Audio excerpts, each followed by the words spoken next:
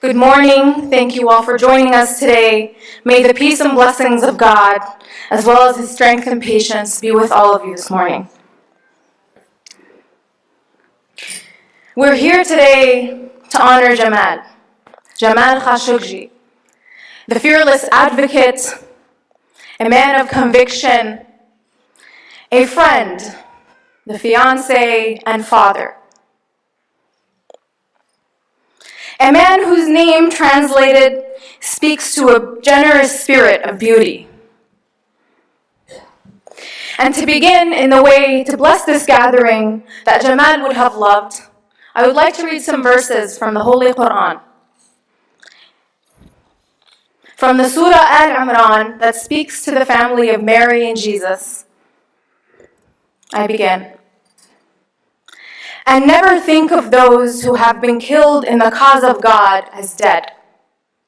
Rather, they are alive with their Lord, receiving provision, rejoicing in what God has bestowed upon them of His beauty.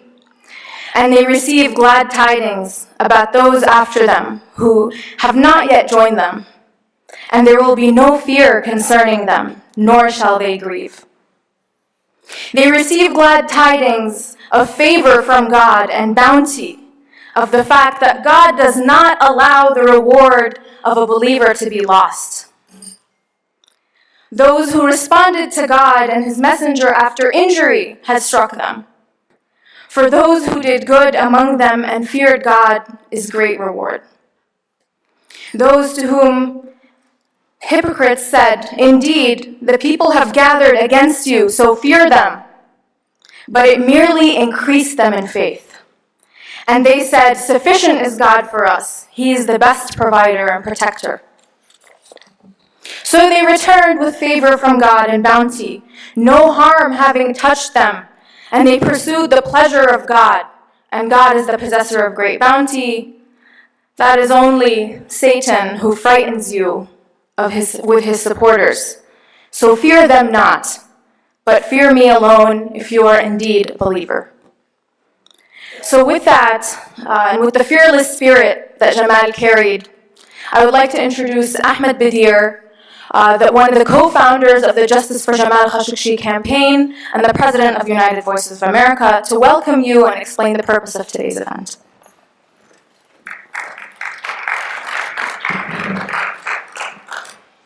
Thank you, Abrar. My name is Ahmed Badir. I'm one of the founders of the Justice for Jamal Khashoggi campaign. Thank you for joining us today for this important event. We wish that we hadn't have to have an event like this, but sadly we do. Jamal is a human being, a father, a fiancé, a journalist. He was a reformer who believed in defending democratic values and ideals like freedom of the speech and freedom of the press, human rights and the rule of law.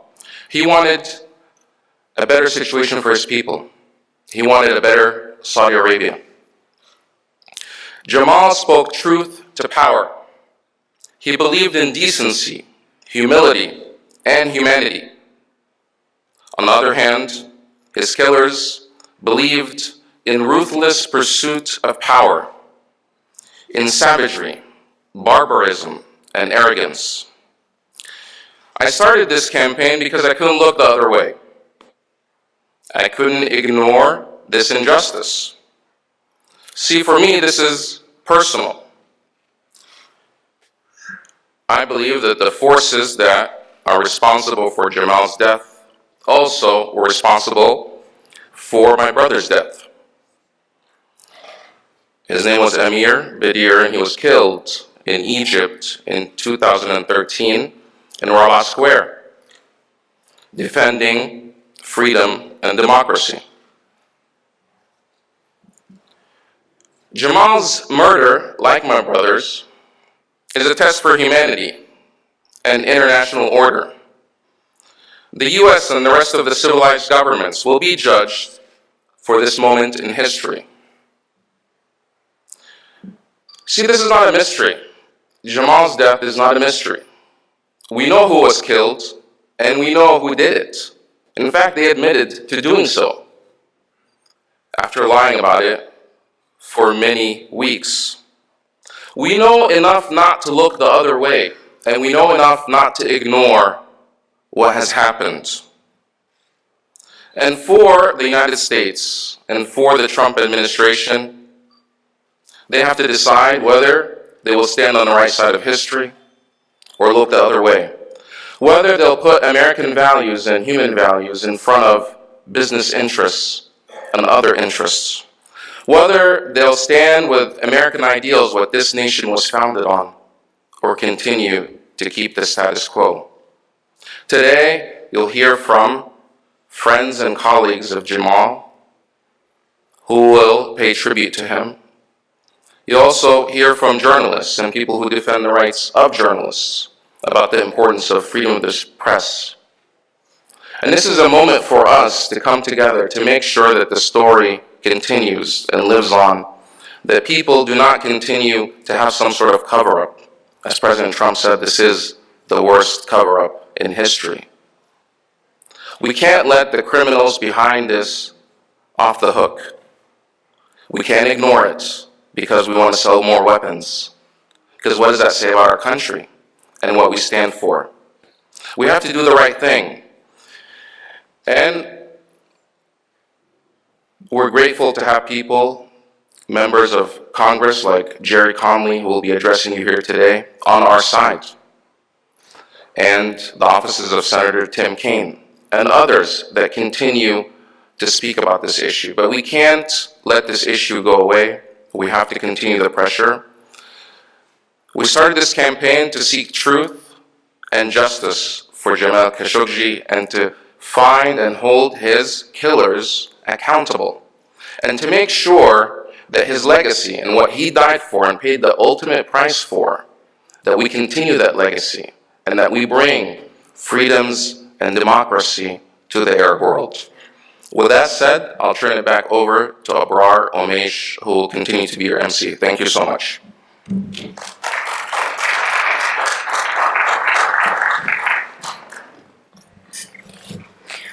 We'll begin today's morning with remarks and tributes to the man and friend and father by starting with those who were involved in current action in ensuring the legacy of Jamal is not forgotten.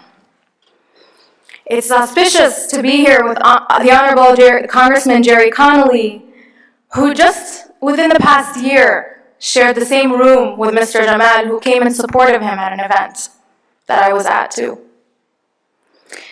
And both the Honorable Gerry Connolly and Senator Tim Kaine have released a letter. Not only are they both the representatives of the constituency of which Jamal was a member, but they have gathered over 50 representatives with them to demand justice for this case.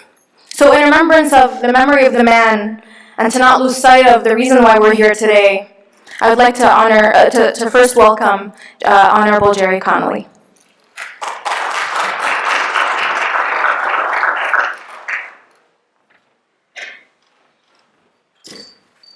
Thank you, Abrar, and welcome this morning.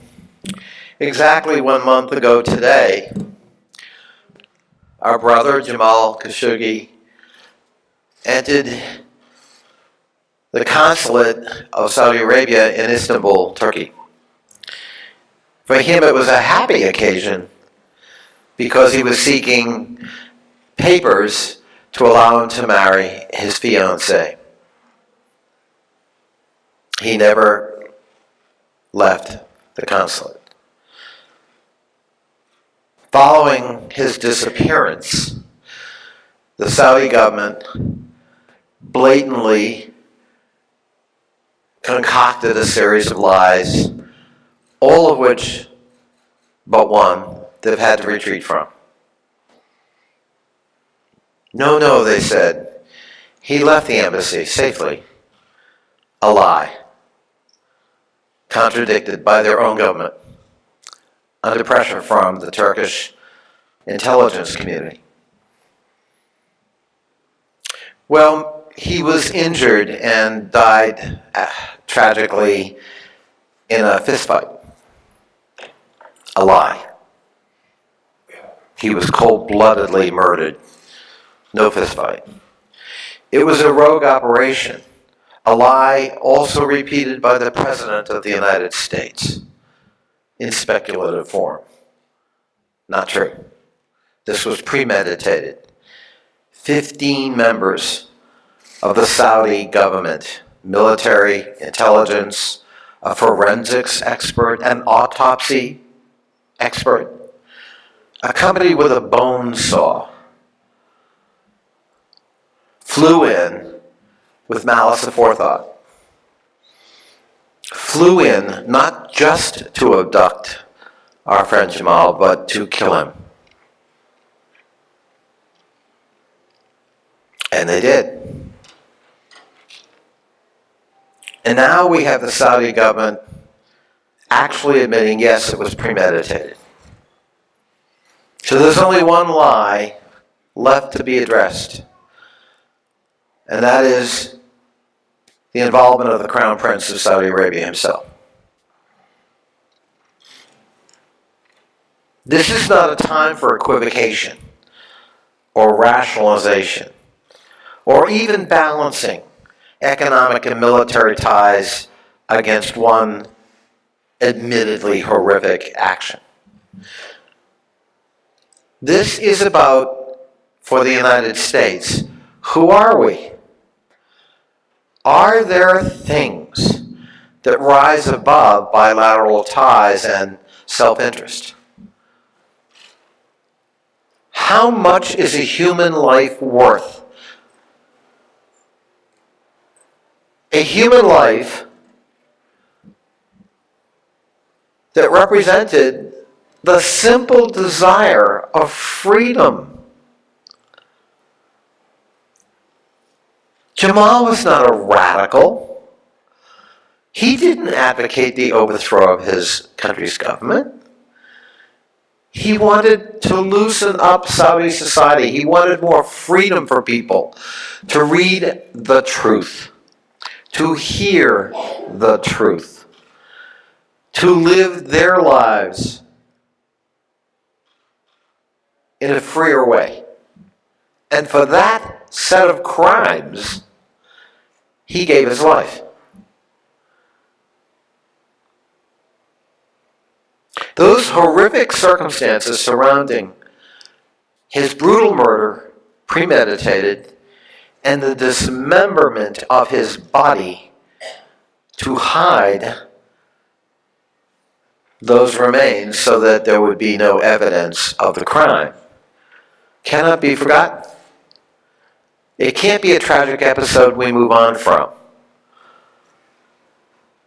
Unfinished business is unfinished business. The United States must speak with a full-throttle voice on this matter.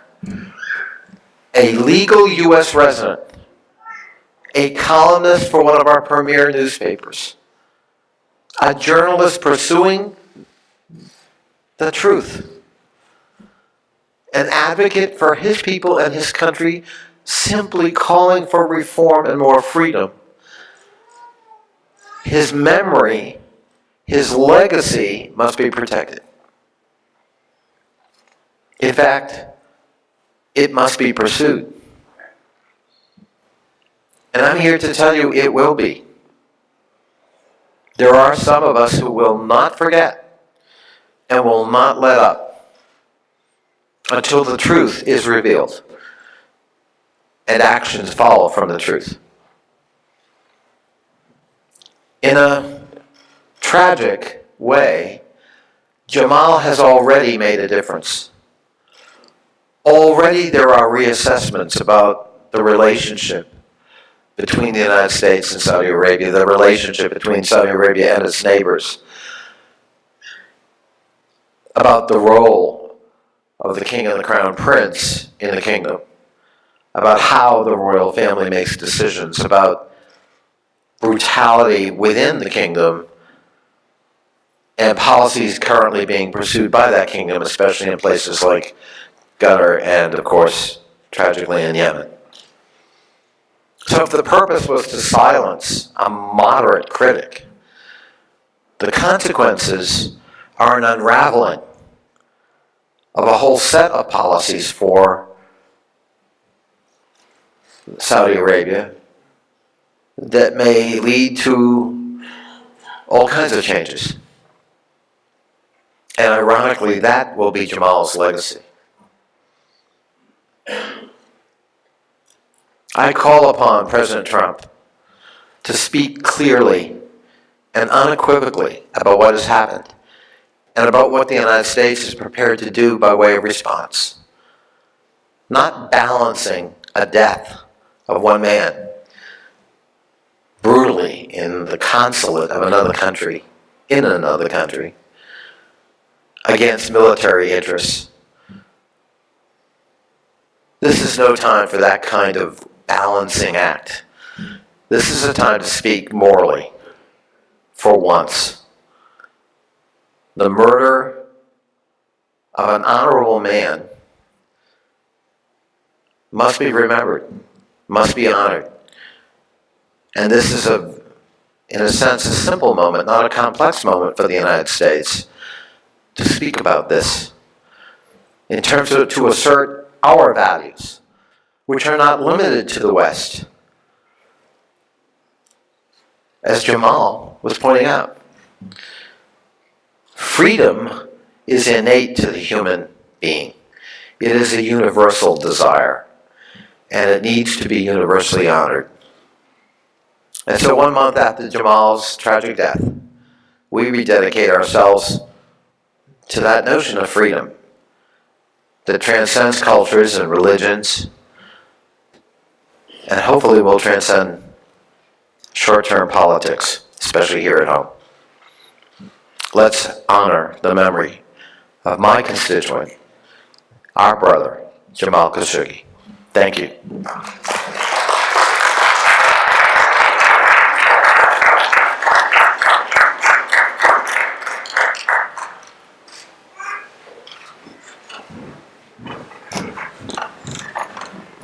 Assalamu alaikum, everyone. Peace be with you all today. My name is Arush Mughal, and I'm here on behalf of Senator Tim Kaine's office. It's an honor to present a letter that he wrote for you all today on today's occasion. So I'm going to read it for you. To all those mourning, my heart is with you as you remember the life and legacy of Jamal Khashoggi. Jamal had a long and commendable career as a journalist and a foreign correspondent, and his writings show commitment to revealing the truth. He left his home, his family, and his job to come here and raise his voice. He used that voice to call out oppressive behavior in Saudi Arabia and elsewhere. 1 month ago, Jamal was stolen from this world too soon by those acting in the name of the Saudi government he sought to hold accountable. Jamal's friends, family, colleagues, admirers have shared his story, highlighting his passion for justice and his advocacy for free expression. Jamal was at the forefront of a tough conversation, and it is clear from today's gathering that there are many voices ready to continue that conversation in his name and in the name of others who suffer from the brutalities of repressive and authoritarian regimes. In life, Jamal sought to shed light on the hard truths about Saudi Arabia, and there is no doubt that the atrocity will alter the relationship between our two countries. And if the Trump administration won't stand up for justice for Jamal and for the victims of Saudi Arabia's repressive policies, Congress will. I hope that being together to remember Jamal's remarkable life and to honor his legacy today will bring you some comfort. I am proud and honored that Virginia was the U.S. state he called home. All my condolences, Tim Kaine. Thanks so much.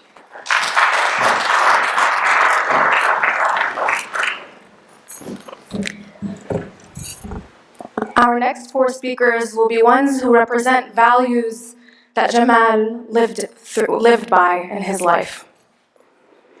The first of them will be Thomas Melia, the Washington Director of PEN America and the former Deputy Assistant Secretary of State on democracy and human rights during the Obama administration, covering many countries within the Middle East, including a visit to Saudi Arabia.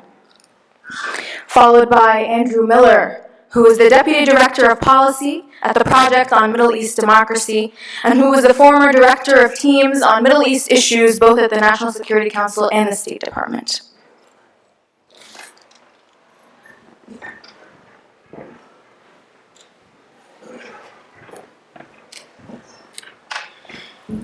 Thank you, Abrar. I met Jamal Khashoggi a few times. I can't say that I knew him well or that he would remember me, but I do know that he had a memorable presence. He was a gentle person and also a clear-eyed Saudi patriot, speaking and writing about what his country needed to do to truly modernize, which included developing freedom of expression, freedom of speech, and a free press, as he wrote about in his final column. His murder has also galvanized the world of his peers, writers from around the world, historians, novelists, poets, essayists. And today, PEN America is delivering a letter on behalf of a large group of very prominent writers to the Secretary General of the United Nations. A letter signed by, the letter will be available at the door on your way out, so you can pick up a copy and see the prominent writers from around the world who have signed this letter. And I'm just going to read you the first paragraph of what we're presenting to the Secretary General of the United Nations today. As writers, journalists, artists, and members of PEN America and the Authors Guild, we write to express our grave concern about the horrific murder of Jamal Khashoggi, the Saudi journalist, Washington Post contributor, and U.S. resident who disappeared in Istanbul on October 2 after entering the Saudi Arabian consulate. The murder of a journalist inside a diplomatic facility would constitute nothing less than an act of state terror intended to intimidate journalists, dissidents, and exiled critics the world over. The United Nations has rightly recognized the importance of ensuring the safety of journalists and fighting impunity for those who attack them, with the publication of the UN Plan of Action on the Safety of Journalists and the Issue of Impunity, endorsed in 2012. In the spirit of that initiative, we respectfully call on you, Mr. Secretary General, to immediately authorize an independent international investigation into Jamal Khashoggi's disappearance and murder. It is imperative that the United Nations send a clear, unquestionable message that a human rights violation of this gravity will not go without consequence. And that's signed by Margaret Atwood, Robert Cairo, Michael Chabon, Jennifer Egan, Mario Vargas Lasso, Masha Gessen, Jay McInerney, and many others that you would recognize from your libraries and from airport bookstands. Pick up a copy on the way out. It's also available online at pen.org. Thank you very much.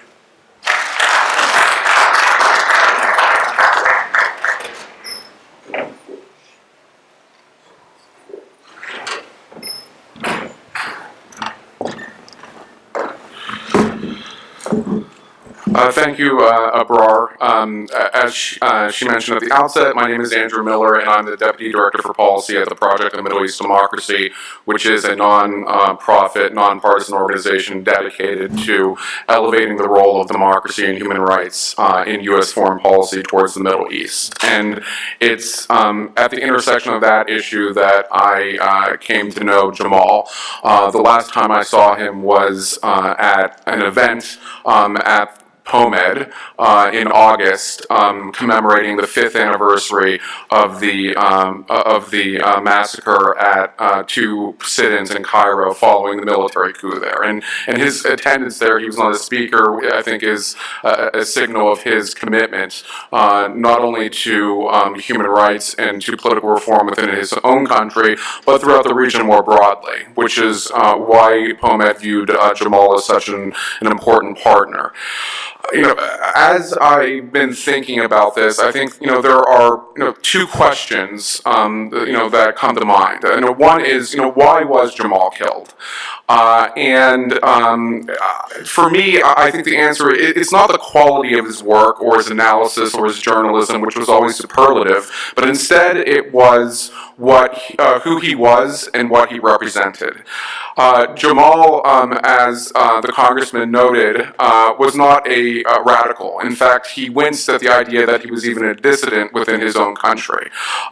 He was an elite. He was someone who was a loyal Saudi, who had access to the highest levels of government, someone who actually worked for the government in a variety of capacities and was viewed as a moderate.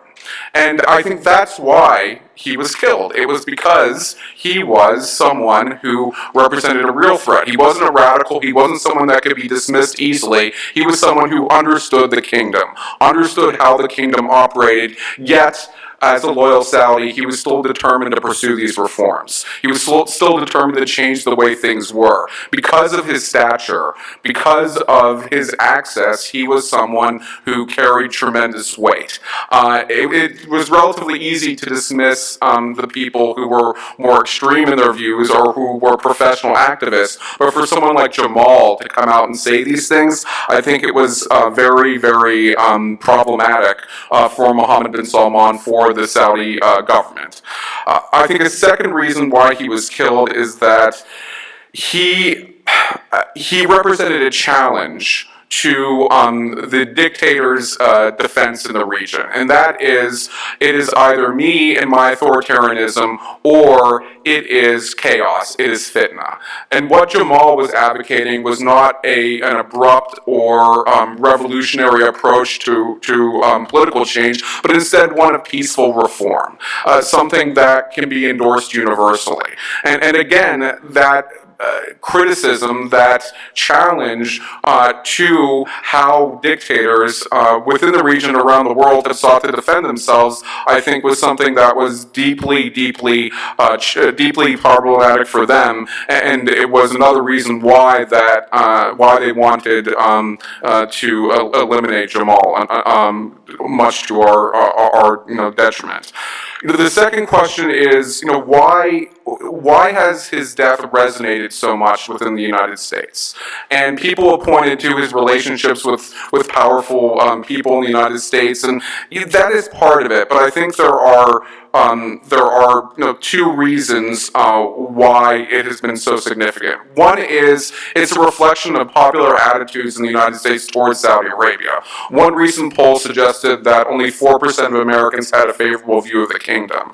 And I think there's an appreciation that what happened to Jamal was particularly heinous, but it was not fundamentally different from what we've seen elsewhere in terms of the kingdom's activities. So the American people were primed to respond strongly. The second reason why I think there's been such an outcry is that in Jamal's death, we see echoes of our own political situation. The corruption, the abuse of power, the selfishness. While fortunately something like this isn't happening within domestic U.S. soil, it is still something that is that mirrors some of the developments that are taking place in this country and that are a concern for so many. And I think that's partly what's motivating why people are so spun up over what's taking place, why they demand justice, because they see in Jamal's death, they see in Jamal's struggle what we are fighting against in this country right now, and we can have a common cause in trying to challenge that. Unfortunately, Jamal has paid the ultimate sacrifice, and there's nothing we can do to reverse that. But what is upon us is the decision as to how we respond to it. And I think for many Americans, at times like these, we seek solace in the words of one of our greatest presidents, Abraham Lincoln. And I think they are particularly apropos for this moment. At the Gettysburg Address, which was in Gettysburg, the Gettysburg Address is one of the most well-known speeches in U.S. history. What President Lincoln says is, "But in a larger sense, we cannot dedicate, we cannot consecrate, we cannot hallow this ground. The brave men living and dead who struggled here have consecrated it far above our poor power to add or detract. The world will little note nor long remember what we say here, but it can never forget what they did here. It is for us, the living, rather, to be dedicated here to the unfinished work which they who fought here have thus far so nobly advanced. It is rather for us to be here dedicated to the great task remaining before us, that from these honored dead we take increased devotion to that cause for which they gave the last full measure of devotion, that we here highly resolve that these dead shall not have died in vain. I think that is a clarion call, a call to action. And, in the sacrifices that we've seen throughout the history of the United States, we can also see Jamal's sacrifice. And it is a challenge on each of us. It's a challenge on the United States, a challenge to the Congress as to how we respond to this. Unfortunately, there has been a very strong response from the U.S. Congress. And what we've seen is a very rare phenomenon, almost bipartisan consensus, that there needs to be justice for Jamal's death and that there need to be changes in the bilateral relationship. And I think that in itself is a great testament to what Jamal has achieved, to how his sacrifice has opened up possibilities for a fundamental rethink of how the United States deals with Saudi Arabia, but also more broadly, how the United States deals with issues of political reform and human rights within the Middle East more broadly. So I think this is a challenge to us. It's a challenge to Congress. It should be a challenge to this administration, but I don't have particular confidence that they're going to handle it well.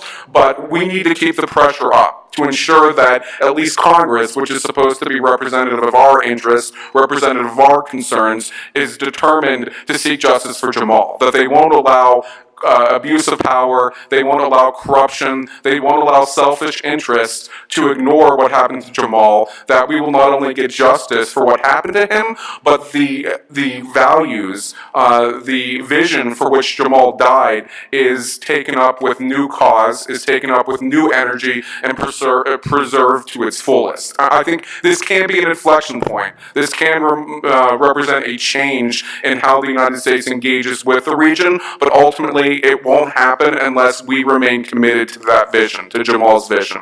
So with that, I encourage you to remain focused on this issue, to remain engaged with your officials, with the media, with the public, to ensure that Jamal's sacrifice does not, as President Lincoln say, go down in vain. Thank you.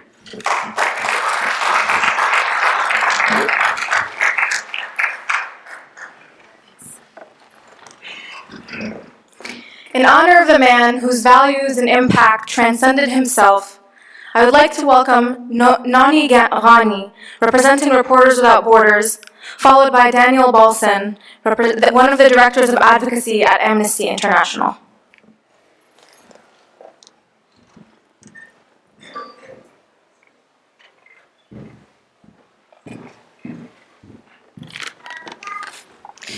Thank you, Abrar, for inviting Reporters Without Borders to speak at this incredibly important event. It's really an honor. On October 2nd, dissident journalist Jamal Khashoggi walked into the Saudi consulate in Istanbul in order to obtain a marriage license. He never walked out. A prominent journalist who often criticized Saudi authorities, Khashoggi fled to the United States in 2017 at the start of a crackdown on journalists, intellectuals, and activists after being banned from writing in the media and posting on social networks. This is certainly not the first time a journalist has been punished in Saudi Arabia. In the current crackdown, more than 15 journalists and bloggers have been arrested in a completely opaque manner in Saudi Arabia since September 2017. At least 28 professional and non-professional journalists are currently detained. Saudi Arabia has consistently ranked near the bottom of Reporters Without Borders World Press Freedom Index, coming in at 169 out of 180 countries this year. The repression of the Saudi media is an issue that Jamal wrote about regularly. Over the course of the last month, reports have emerged detailing the gruesome and horrific murder of Jamal that have frankly been unbearable to read. However, what I have learned about Jamal through the words of his colleagues, his family, and through his own reflections is that he was a deeply thoughtful, introspective, and courageous man. The love and care that he had for his country shines through in the columns that he wrote for the Washington Post. He lamented the injustices and repression he saw in Saudi Arabia and yearned for democracy and freedom for his community. He raised his voice to criticize the Saudi government's persecution of the media, of women, and of those who fought for human rights and democracy in Saudi Arabia. For this he paid with his life. The murder of Jamal is an atrocity and a deeply painful loss, not only for his family, his colleagues, and his loved ones, but for the state of press freedom on a global scale. In response to his death, Reporters Without Borders has staged protests at Saudi embassies across the world, called for a UN inquiry into his murder, and created a petition urging Prince Mohammed bin Salman to release the 28 journalists and bloggers held for exercising their right to freedom of information. Last night, our Paris office blacked out the lights of the Eiffel Tower for 1 minute in tribute to Jamal and all the journalists around the world whose murders have gone unpunished. In a column published on September 18, 2017, Jamal wrote, "I have left my home, my family, and my job, and I am raising my voice. To do otherwise would betray those who languish in prison. I can speak when so many cannot. I want you to know that Saudi Arabia has not always been as it is. We Saudis deserve better." Jamal, you deserved better too. Today, on the 1-month anniversary of Jamal's murder and the International Day to End Impunity for Crimes Against Journalists, we demand that Crown Prince Mohammed bin Salman end the climate of impunity, extrajudicial killings, torture, and lifelong prison sentences for journalists. We demand justice for Jamal. Thank you.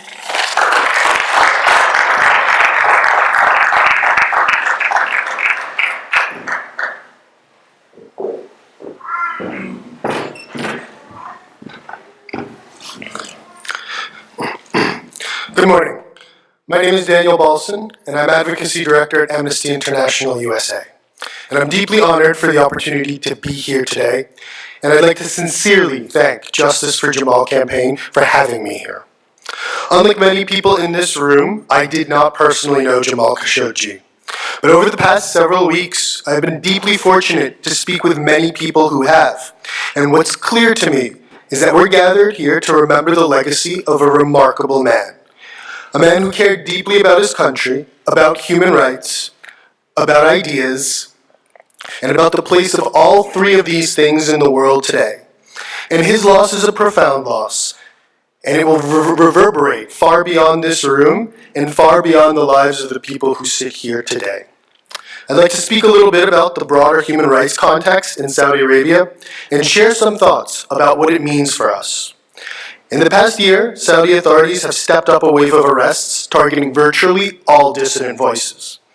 And while each of these arrests is arbitrary in the legal sense of the word, when taken together, they send a clear message, and that message is written in the language of violence and in intimidation.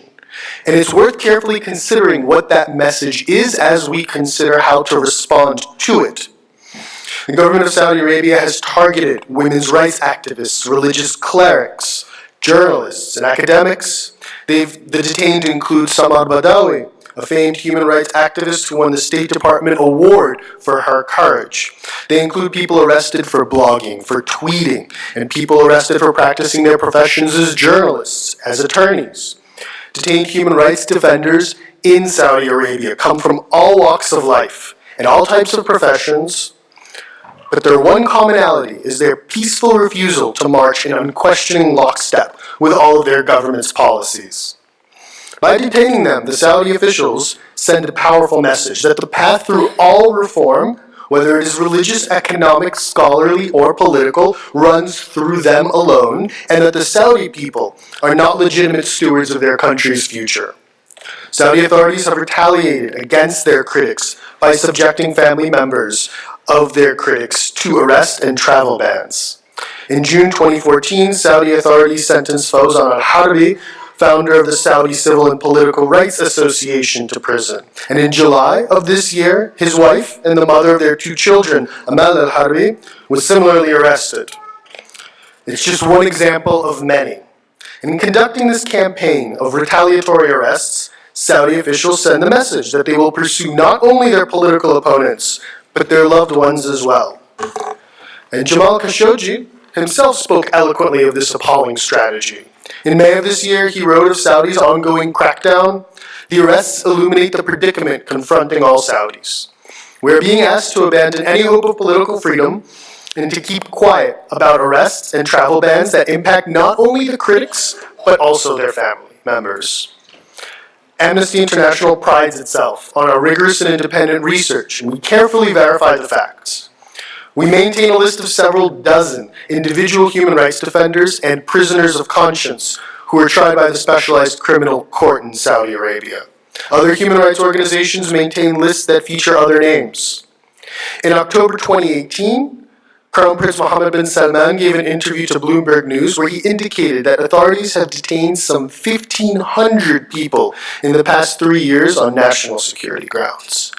And it's clear that what international human rights organizations are able to catalog represents merely the tip of the iceberg. In a closed political space like Saudi Arabia, where the government controls all sources of information, it's difficult to gather reliable information. And the message heard by critics of the Saudi government policy is that we will erase you and no one will remember your name. Yet amidst this grim picture, there is still hope for truth in Saudi Arabia. And on that front, we must start with Jamal. Amnesty International is joining numerous other organizations to call for the UN to begin an investigation into Jamal's death. We're here today for Jamal Khashoggi, but we're also here to offer the authorities in Saudi Arabia some much-needed guidance and clarity, a counter-message. Just as they have messages for those who defend human rights, we have messages for them. For too long, they've operated under the impression that impunity is for them and that the rules are for others. They believe that a government critic can disappear in their diplomatic mission, and that those who care about justice will not notice, or if they notice, they will not object, or if they object, they will not remember. Well, we've noticed, and we're outraged, and we will not forget. We will not stop seeking justice for Jamal, the truth about his disappearance, and accountability for those who harmed him.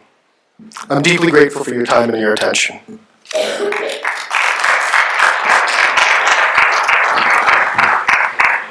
Thank you. And perhaps what's most awaited is to hear from those who are friends and close colleagues of Jamal. Our first speaker will be Dr. Abdullah Al-Awda, a fellow at the Georgetown Center for Muslim-Christian Understanding, and whose own father is detained in Saudi prisons, despite being a popular and well-liked scholar. Followed by Dr. Issam Omish and Mr. Nihad Awad, who will mention their friendship with Mr. Jamal Khashoggi. And finally, the most awaited, Hatice Cengiz, the fiancée of the late Jamal Khashoggi.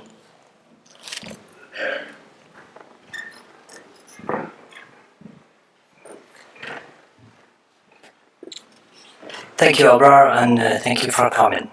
I actually never thought that I would speak in an event like this with the picture of Jamal next to me and that other number, like 2018, right there, indicating his death. But that death was actually so much different. It's so much different because it was done by the very people whom Jamal had worked for a long time. It might have been described as rogue operatives, but whoever those rogue operatives are actually doing the same exact thing to so many different Saudis throughout the Saudi cities and regions. So many detainees right now while I'm speaking who fought for the same and similar things that Jamal had fought for are actually being tried. In the very first article of Jamal at the Washington Post, he spoke of Issam al-Zamil, his long friend, is actually a mutual friend of us. Issam is a friend of mine and is a friend of Jamal's as well. Issam is in prison because of the same similar and peaceful activism. Issam, looks, for Jamal, Islam's case was so much profound because Islam looks like him. Islam worked for the government. He was part of the Saudi delegation in Washington, D.C., right here. And just when he came to Saudi Arabia, he was arrested, and now he is referred to the specialized court, a court specialized to try terrorist cases.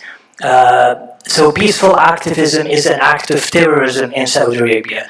The same exact Attorney General who went to Turkey to investigate the murder of Jamal Khashoggi, who was murdered because of his peaceful activism and journalism, is actually seeking death penalty against my father for similar peaceful activism that Jamal has done. The same Attorney General who is referring Isam al-Zamil, the long friend of Jamal, and seeking very severe punishments against Isam, is actually investigating Jamal's murder. So this is just an irony of how the Saudi system works, of how these rogue operatives are still operating within the system, of how they infiltrate the system, if I may say.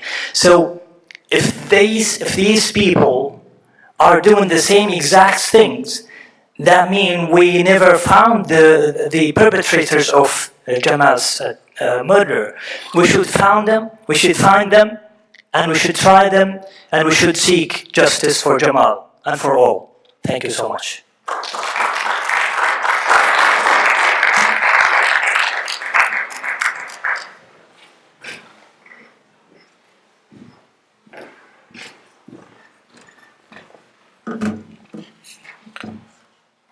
Greetings of peace to all. I just wanted to remember Jamal in some lessons and some words of our Prophet, peace be upon him, because Jamal meant so much for so many people across the world. When we're taught that the most honorable form of jihad, struggle, is to say a word of truth in front of a tyrant, when we're taught that the best of martyrs is a man who would stand, speak truth to power, would call for justice, and would give his life as the ultimate sacrifice, the remembrance of Jamal resonates with every atom of our soul. When we got to know him in many respects, I knew him as a young journalist who was an inspiration to many of us growing up. I knew him as an icon for those who defended the Arab Spring. I knew him even knew his family as a concerned father who engaged in the medical matters as a physician. And I knew him when he came to Washington and lived amongst us, and how he was expressing his concerns and his love for reform and change and the stand for democracy. He was truly the voice of the voiceless. He was inspired to be the amplifier of the whispers of those who can't be heard. And he truly was an icon for the freedom of expression. And he represented a man who could paint a vision for the future of the Arab world that he loved so much as something that's free of tyranny and something that can relish in freedom and the rule of law and democracy. So I want to close by just a prayer that actually my other daughter, may Allah bless her, wrote in memory of him as she delivered it in a church at Harvard, where she said, "Our hands are raised to you, our palms are open wide." She's praying to the good Lord. "We seek sincerely endless grace that you may provide. Be gentle with our souls in all you have decreed. Bestow on us what pleases you in what we need. Replace our state of hardship with your gentle ease, and guide us with your power's prevailing breeze. And place our status over those who took our lands. Constrain their evil now, and tightly bind their hands. Overcome our foes with your subduing might. Unravel all their hopes and force them to take flight. deter their evil aims, and dash their unjust plan. Repel them from our gates, and mystify each man. Be swift in justice, Lord, in this our anxious hour, for they cannot remove an atom of your power. May God bless the soul of Jamal, and may his cause continue. Thank you.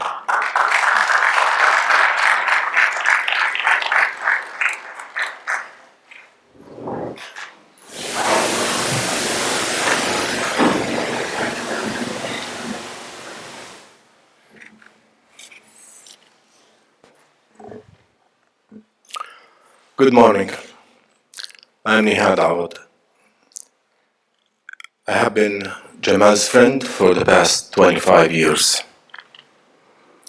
The last time I met Jamal probably was the day he left Istanbul. I had a breakfast with him at Panera Bread, and we were discussing our common project that I will mention just shortly. But allow me to speak to Jamal directly, because Jamal and I have been talking for so long, and I never thought that this conversation will end, or will end by the fact that he disappeared forcefully. So it is really hard for me to believe that you are gone. The perpetrators who killed you and dismembered your body, and the ones who ordered your murder, attempted to silence your voice and to hide you from the world so that no one will know about you or will hear from you anymore. However, Brother Jamal, they miscalculated badly. Your voice is heard loudly, louder than ever. Your last column was read live on TV. Your last column was read by international journalists from around the world. The whole world, Brother Jamal, is talking about you. The whole world is standing for you. The whole world is condemning your murder and the murderers. Your name, Brother Jamal, will be associated with freedom and dignity and courage and freedom of the press.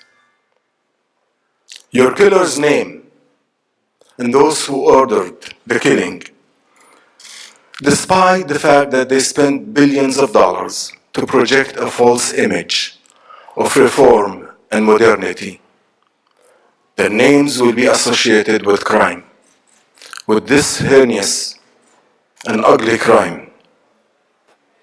They will be associated with oppression and repression. They will not be respected. They will not be accepted. Brother Jamal, you will be recognized for speaking truth to power, for being a voice for those who were silenced. You and I talked about Dr. Salman al-Ouda, the father of Dr. Abdullah al-Ouda. And you texted me the charges against Dr. Salman al-Ouda. One of them was that Dr. Salman al-Ouda, a reformer, that he did not praise enough the Crown Prince. You and I were talking that while you and I were enjoying the freedom of speech here in Saudi Arabia and other countries, people do not have the freedom to be silent. They are being punished for not praising enough the Crown Prince and the ruler. You and I were contemplating on enjoying the blessings, and that's why you fled and you came here. You cried many times when I asked you about your family.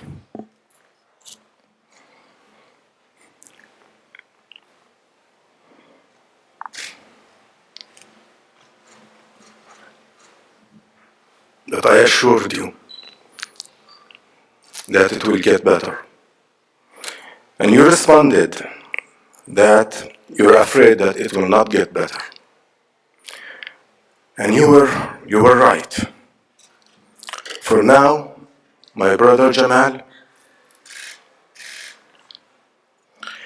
rest in peace. Rest in peace.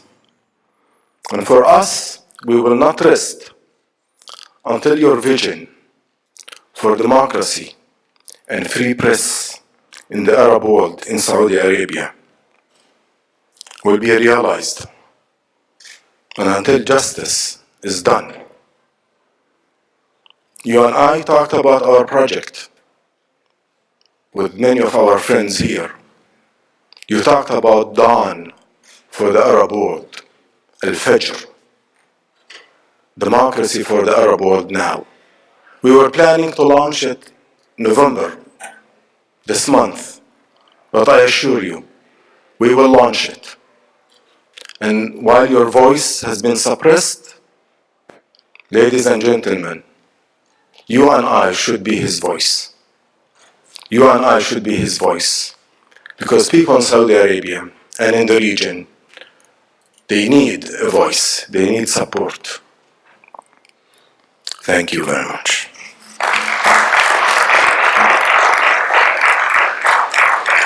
Now it's my pleasure to introduce his fiancée, Hatice Cengiz. I was with her in London a few days ago at another memorial service, and I invited her to be with us, but unfortunately she could not. And because of the satellite connection, this morning she recorded a message, and we thank TRT for helping record and translate the message. So with that, let's listen to Hatice.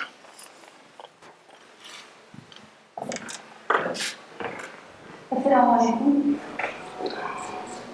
Jamal'i anma programını izledim. Thank you all for Jamal's commemoration. I salute Jamal's friends and loved ones with love and respect. Once again, I would like to pass along my condolences to Jamal's family, children, and close friends.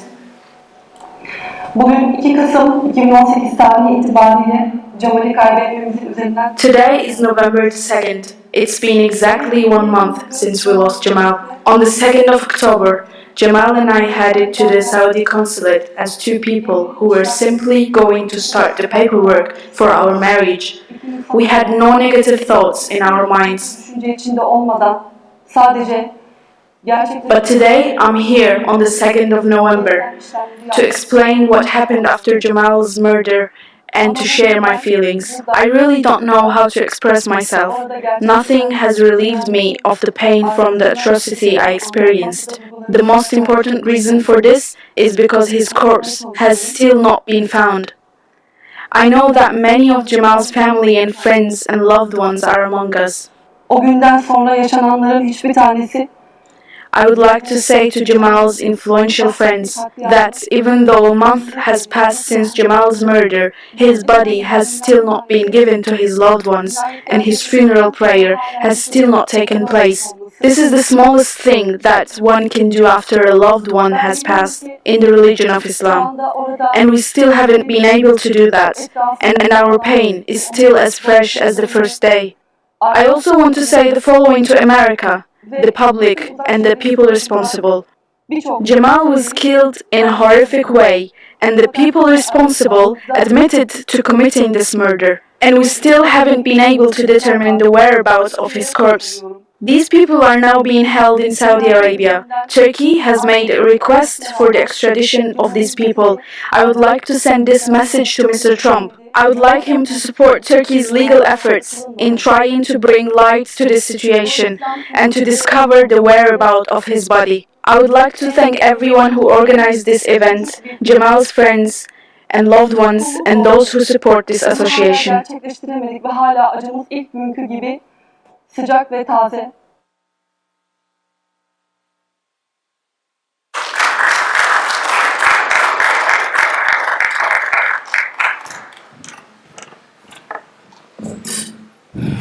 Is it not symbolic that the death of our fearless friend led to much awareness he could have probably never imagined?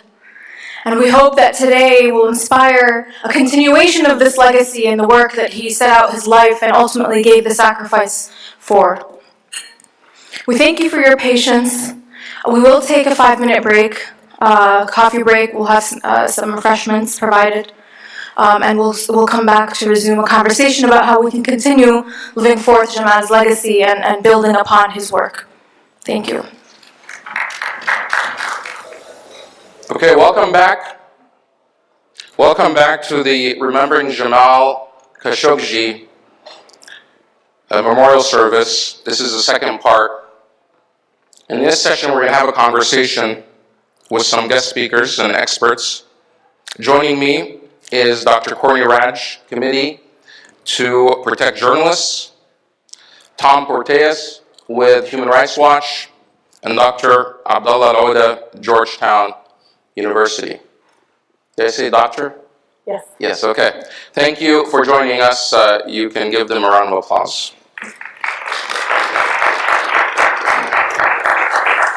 This session, my name is Ahmed Badir. I am one of the founders of the Justice for Jamal Khashoggi campaign. I'm also the president of United Voices. And this session is titled Justice for Jamal. It's going to be conversational with our guest speakers. While we are clapping and we're also celebrating the life of Jamal, but we're also seeking justice. And it seems like we're not there yet. If we talk about accountability, who's responsible, Dr. Raj, for Jamal's death? I think it seems pretty clear that Saudi Arabia is responsible for Jamal's death. As is well known at this point, there have been a series of fabrications by governmental authorities to try to explain what happens, and now some initial steps to do some punishment for some level of officials. But let's be clear. We not only need to find the individuals who actually carried out the murder, that's important, but more important is identifying the mastermind who ordered that murder to happen and holding him or her or them responsible. But let's be clear about what we know about Saudi Arabia since 2017 when Mohammed bin Salman took over as crown prince. We know that there has been a consolidation of power. We know that there has been a massive crackdown on the press, on human rights, despite this attempt to manipulate the public image by spending literally millions of dollars on lobbyists and PR firms in Washington and in the US to make it seem like he's a great reformer. Frankly, the fact that women can now drive, like, hello, it's 2018, that's not a success. Let me just go back to the accountability part. Tom Porteus, who specifically, Saudi Arabia admitted they're behind the killing. Who specifically in Saudi Arabia is responsible for this? Does this go to Mohammed bin Salman, the crown prince? Well, I mean, the fact is we don't know. I mean, there are lots of suggestions that point in that direction. And that's why an independent investigation is required that gets at the truth and that can hold all those responsible, not just those who carried out the killing, but those who ordered it. And obviously Saudi Arabia can't do that. They can't investigate themselves. They cannot suggest, just because there are indications that this goes right to the top. And when you say to the top, how far does it go? Well, I don't know. I mean, that's why an investigation is needed. I've said that there are suggestions that suggest that it goes very high up. But an investigation is needed to get at the truth, to find out, who knew what when. Saudi Arabia can't do that, and I would suggest that Turkey can't do that either. Turkey is a country that also has its own problems with the judiciary and with journalists. Therefore, an international investigation needs to be set up, and an international trial. International trial needs to be held. Abdallah Al-Ouda, Dr. Abdallah Al-Ouda, you're Saudi Arabian. Your father himself is in prison there, is on death row. Who do you believe is responsible and accountable, or should be held accountable for the death of Jamal Khashoggi? Well, I first should echo Tom's point that the whole, just to explain the system. system that actually... Something's wrong with the mic. Yeah. Okay, just... So the system that actually seeking death penalty against my father is actually the same system that allowed for the murder of Jamal Khashoggi to take place. Yeah, it's cutting in and out. They're going to bring a different mic. So let me just go back to Dr. Ryan. I mean, yes or no, is Mohammed bin Salman behind this? We don't know. We need an independent investigation, but all signs indicate that he has consolidated power, and there are some very strong linkages there, so we need an independent investigation to see. 4 of his bodyguards were top security officials were part of this so-called hate. Precisely. Do you think that they could act alone without his permission? I feel that would be highly unlikely. What's holding you back from pointing the finger? Because, so we're the Committee to Protect Journalists. We use journalism to protect journalists, and we need to independently verify with multiple sources. So you're not going to get me to make some remark that is not based in fact. And that is why you have to have a credible, independent investigation so that there is no doubt, so that it's not about my personal opinion. It is about what is established in fact. And that is why many groups, including Human Rights Watch, Amnesty, Reporters Without Borders, and the Committee to Protect Journalists held a press conference at the United Nations, a week and a half, 2 weeks ago. We called for the Secretary General to do an independent investigation. And on Turkey, Turkey has to request the assistance of the UN to do an independent investigation. Let Turkey do its own investigation, but as we pointed out, Turkey is the leading jailer of journalists. They don't have a good judiciary. At the same time, Turkey, this crime happened in Turkey. Right. They do have some jurisdiction. Can somebody just come into a sovereign consulate and kill people? Is that allowed? Of course not. So Turkey does have a vested interest to make sure that crimes like this don't go unpunished. And Turkey should certainly carry out its investigation, but Turkey has a lot of political interest in all this.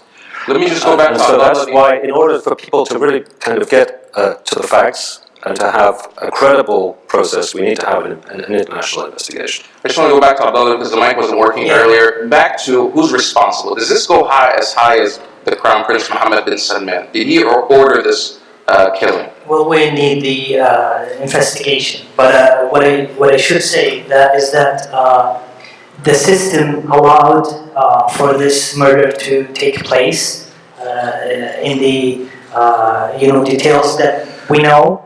The same system allowed is actually seeking death penalty against my father for similar activism.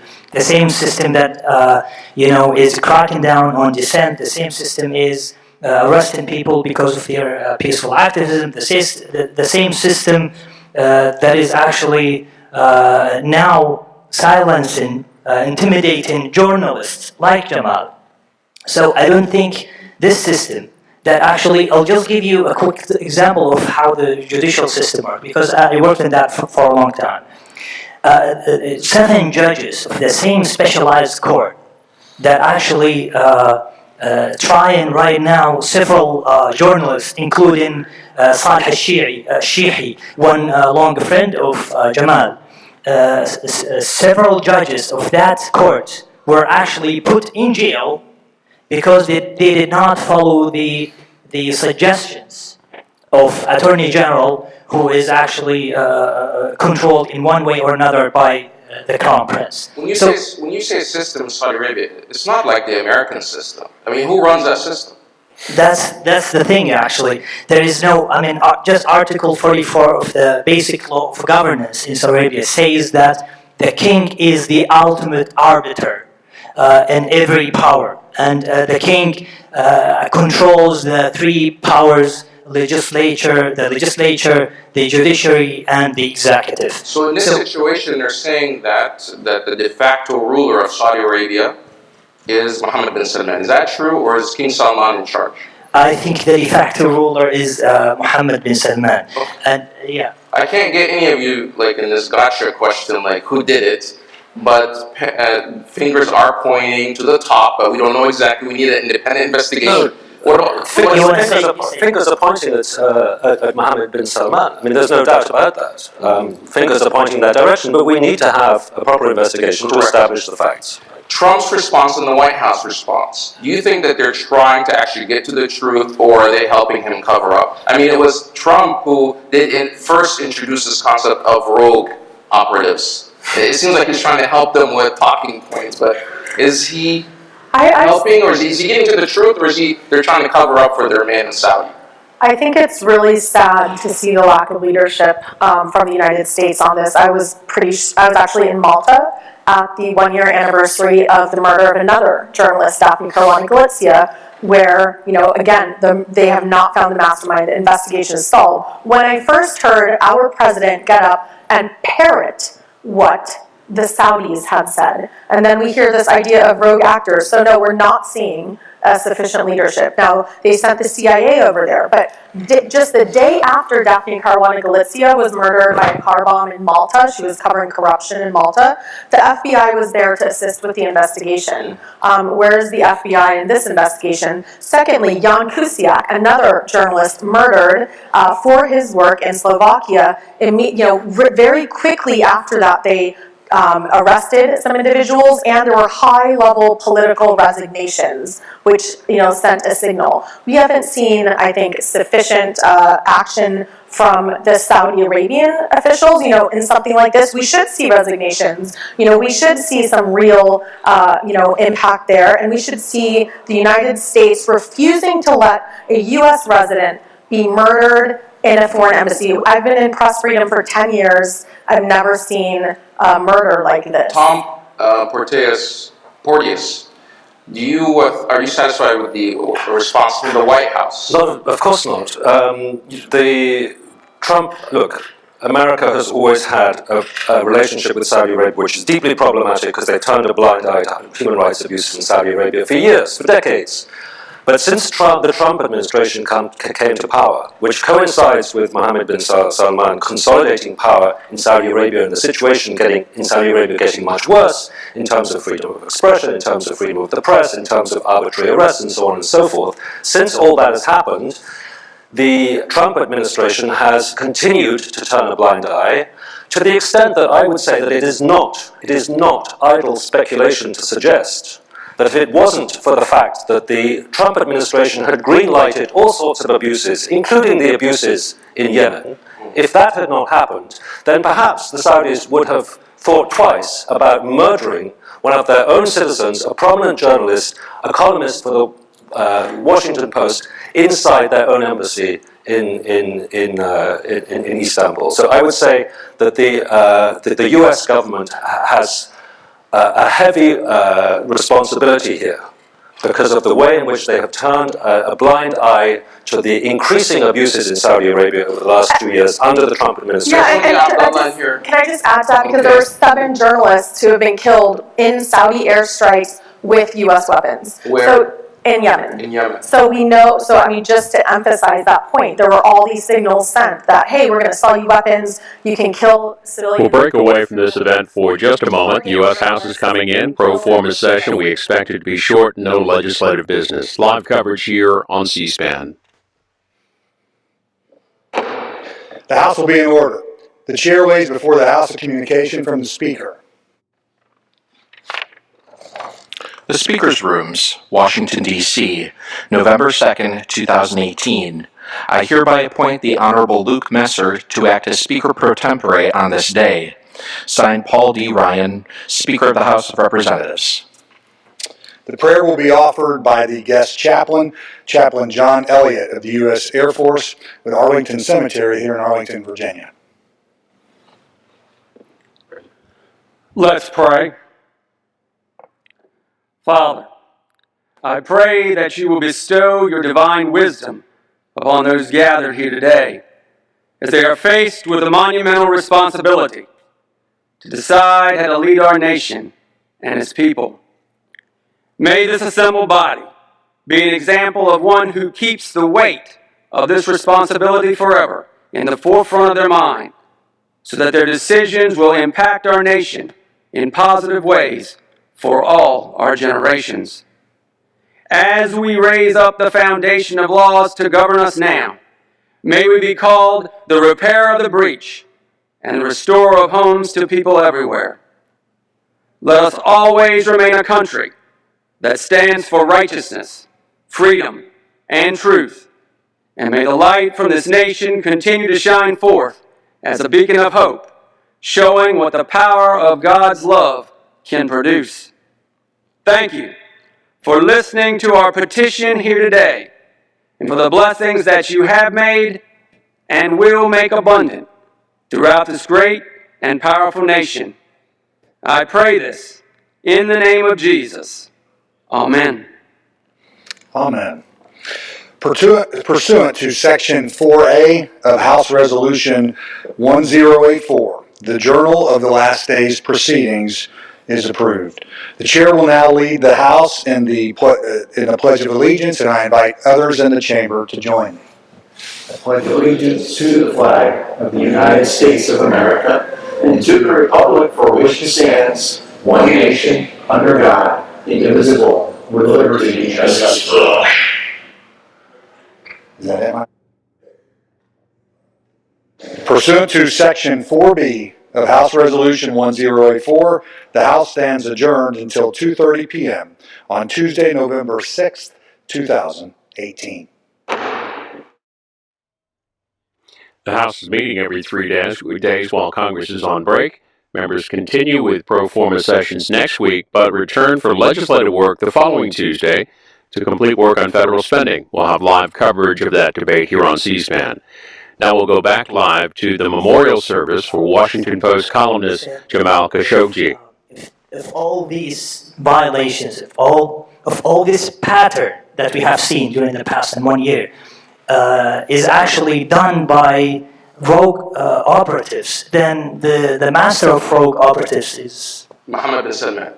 So I see some hesitation for you holding back where you don't want to. My father is there being tried right now, and the Attorney General is seeking death penalty against him because of similar thing, of less provocative remarks that I'm seeing right now. I'm sorry to put you in this difficult position, and we pray for your father. Can I mention one other thing, though? I mean, yes. It's not just about what Saudi Arabia is doing within the borders of Saudi Arabia. Since the Arab uprisings of 2011, Saudi Arabia has really been in the lead within the region in the backlash. It's been the champion. The counter-revolution. The counter-revolution. It's been the champion of pushing back against that yearning for freedom of expression, for freedom of assembly that was so beautifully expressed in Tahrir Square in 2011. Right? Saudi Arabia has been in the lead. It sent troops into Bahrain to help the Bahrainis suppress their own uprising. It has been the lead supporter, financially, of the military dictatorship in Egypt. What about the role of the Emirates? Aren't they leading this effort? Well, Emirates is doing its part. It's a smaller country, but they're certainly doing its part. And all this has been, even before Trump came to power, the US was kind of turning a blind eye to this, and of course to what was going on in Yemen. So this is not just Trump policy, is it? I mean, Obama did ignore what happened in Egypt, the coup. I had mentioned earlier that my brother was a victim of what happened in Rabah Square, and they wouldn't call it a coup. Sure, there was some arms sales, there was just a standoff there, but they eventually fixed the relationship, and Sisi still is in power. It seems like the United States has been siding with the counter-revolutionaries and the dictators. So I used to live in Egypt. I did my doctoral research there. I was a journalist there. When I lived there in 2008, there were no journalists in jail. Maybe they would put... Under Mubarak. Under Mubarak. Maybe once in a while there would be one journalist in jail. Now Egypt is the third leading jailer of journalists 2 years in a row.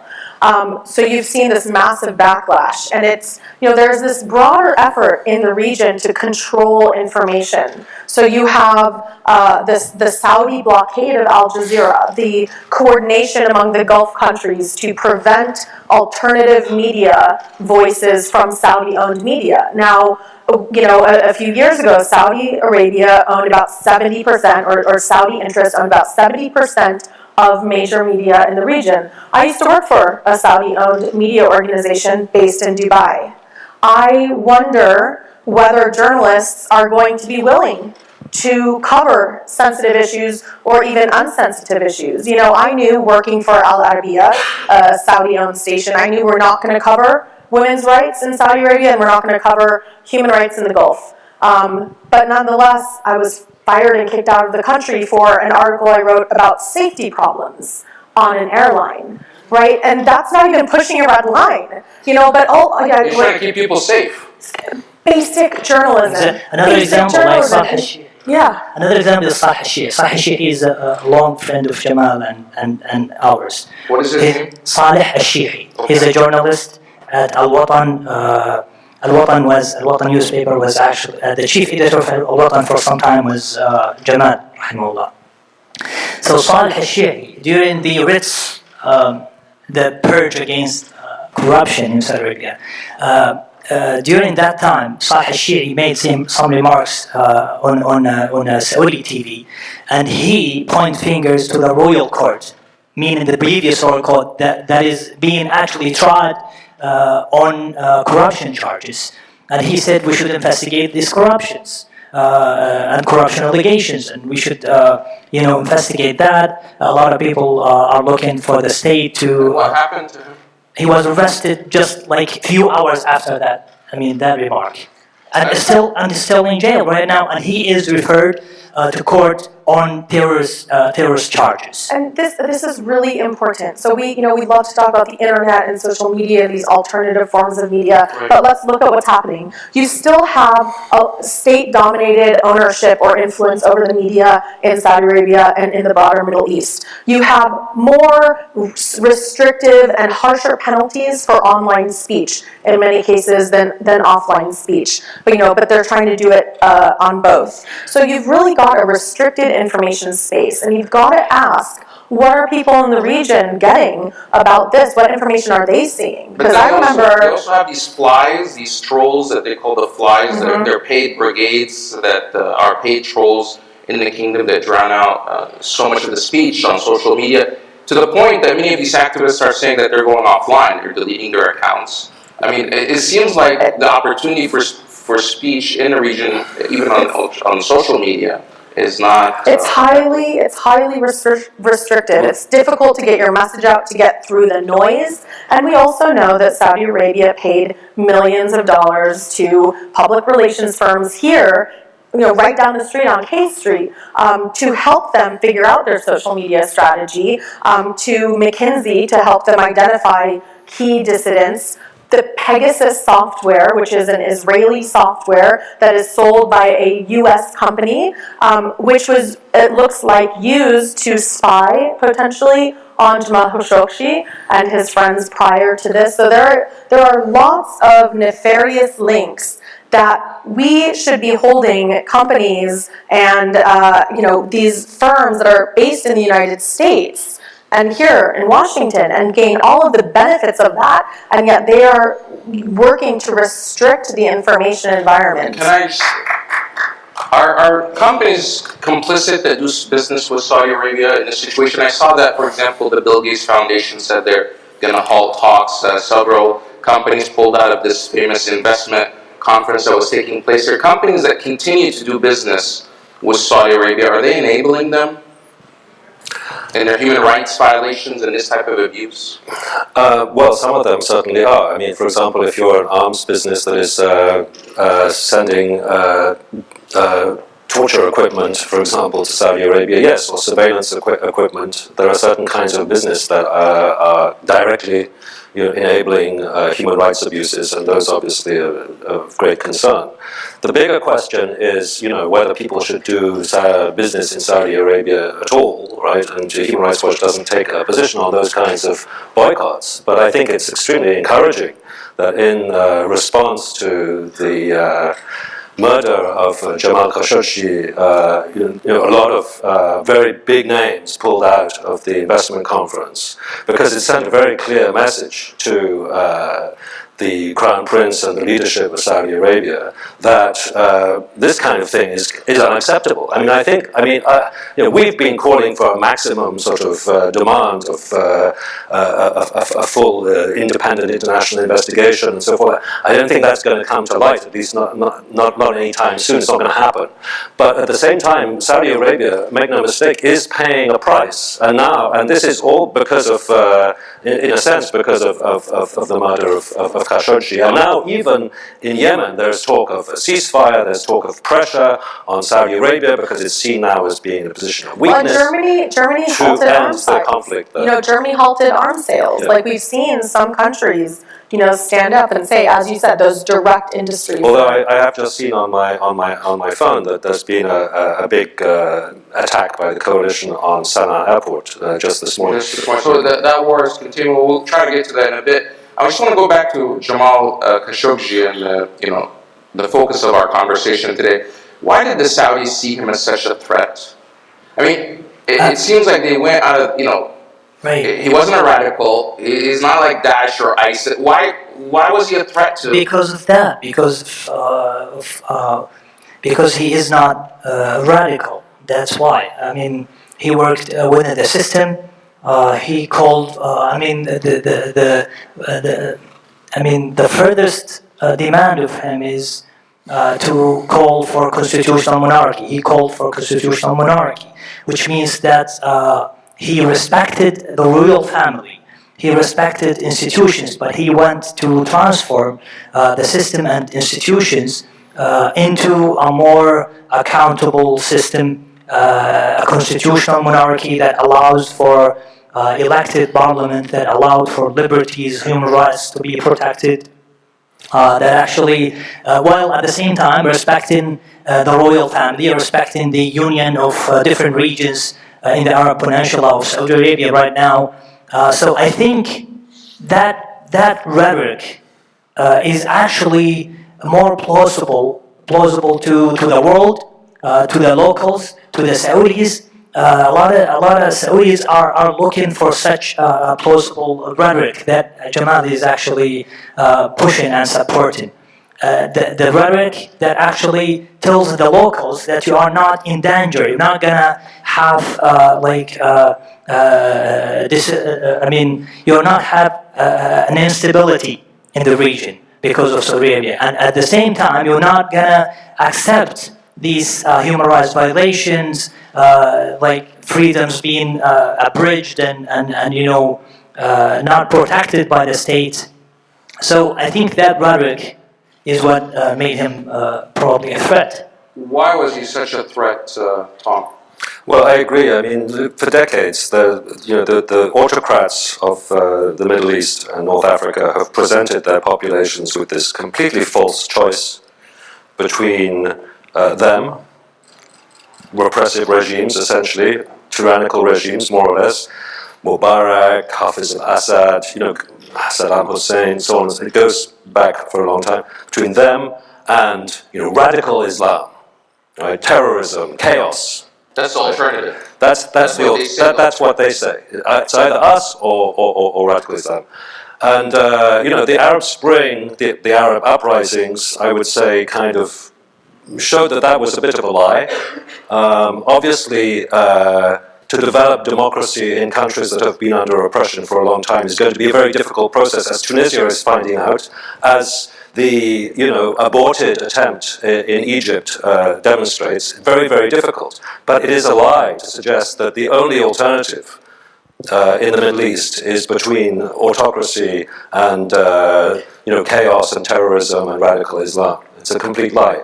The people of the Middle East, as Jamal Khashoggi said in one column after another, they have great aspirations to freedom of expression, to democracy, to the benefits of a modern society that we in the West take for granted, or we used to take for granted.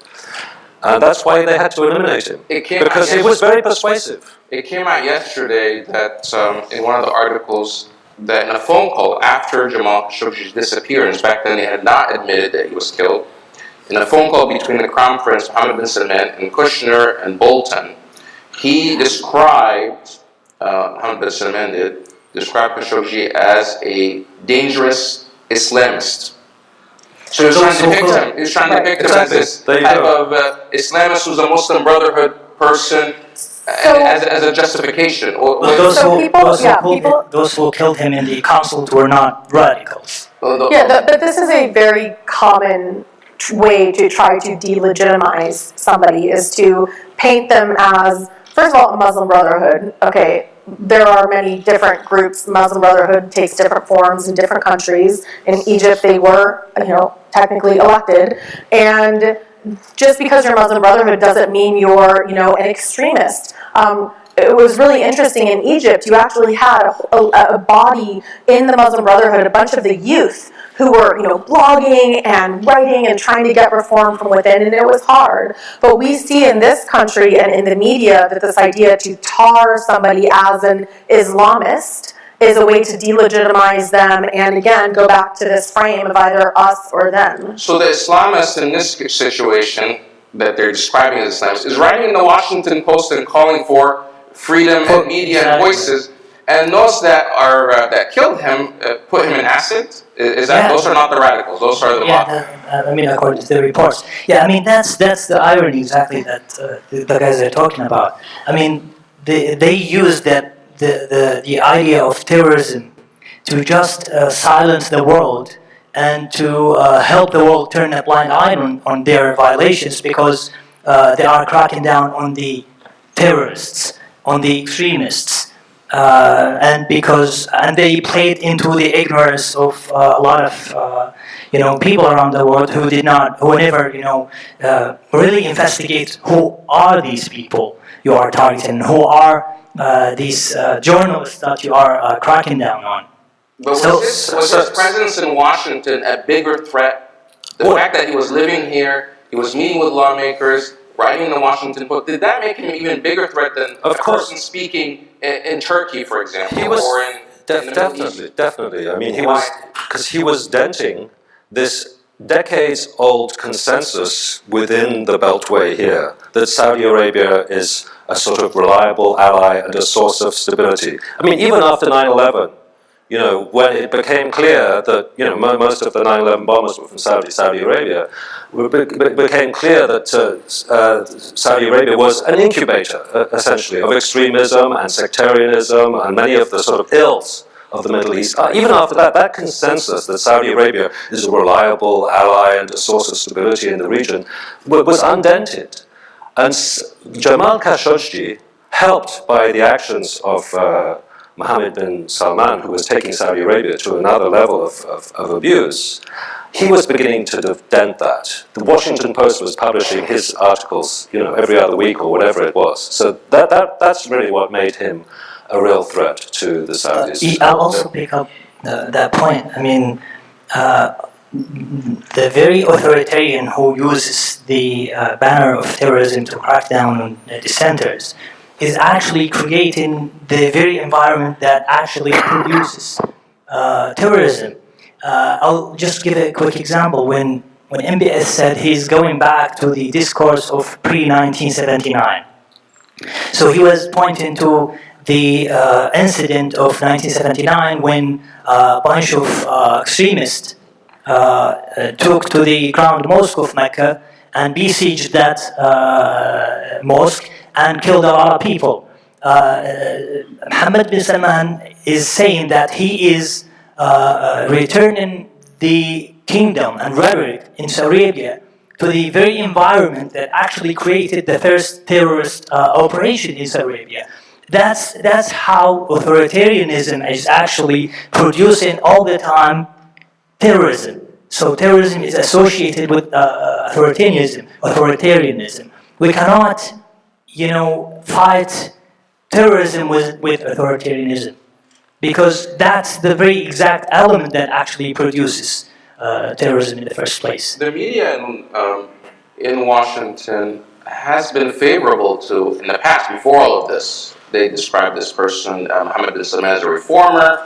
He's going to bring modernity. They hailed the women driving, despite the fact that many of the activists, the very same activists that have been calling for women to drive, were jailed right afterwards but then women were allowed to dress. So there were all these glowing articles about Mohammed bin Salman. He was meeting with, Zuckerberg and other execs and Hollywood stars, and he was on his tour. Why was the media before this? Did they turn a blind eye, or were they really clueless about what was going on there, or how was it that it seemed like Saudi Arabia did not get the attention it deserved, especially when it came to human rights?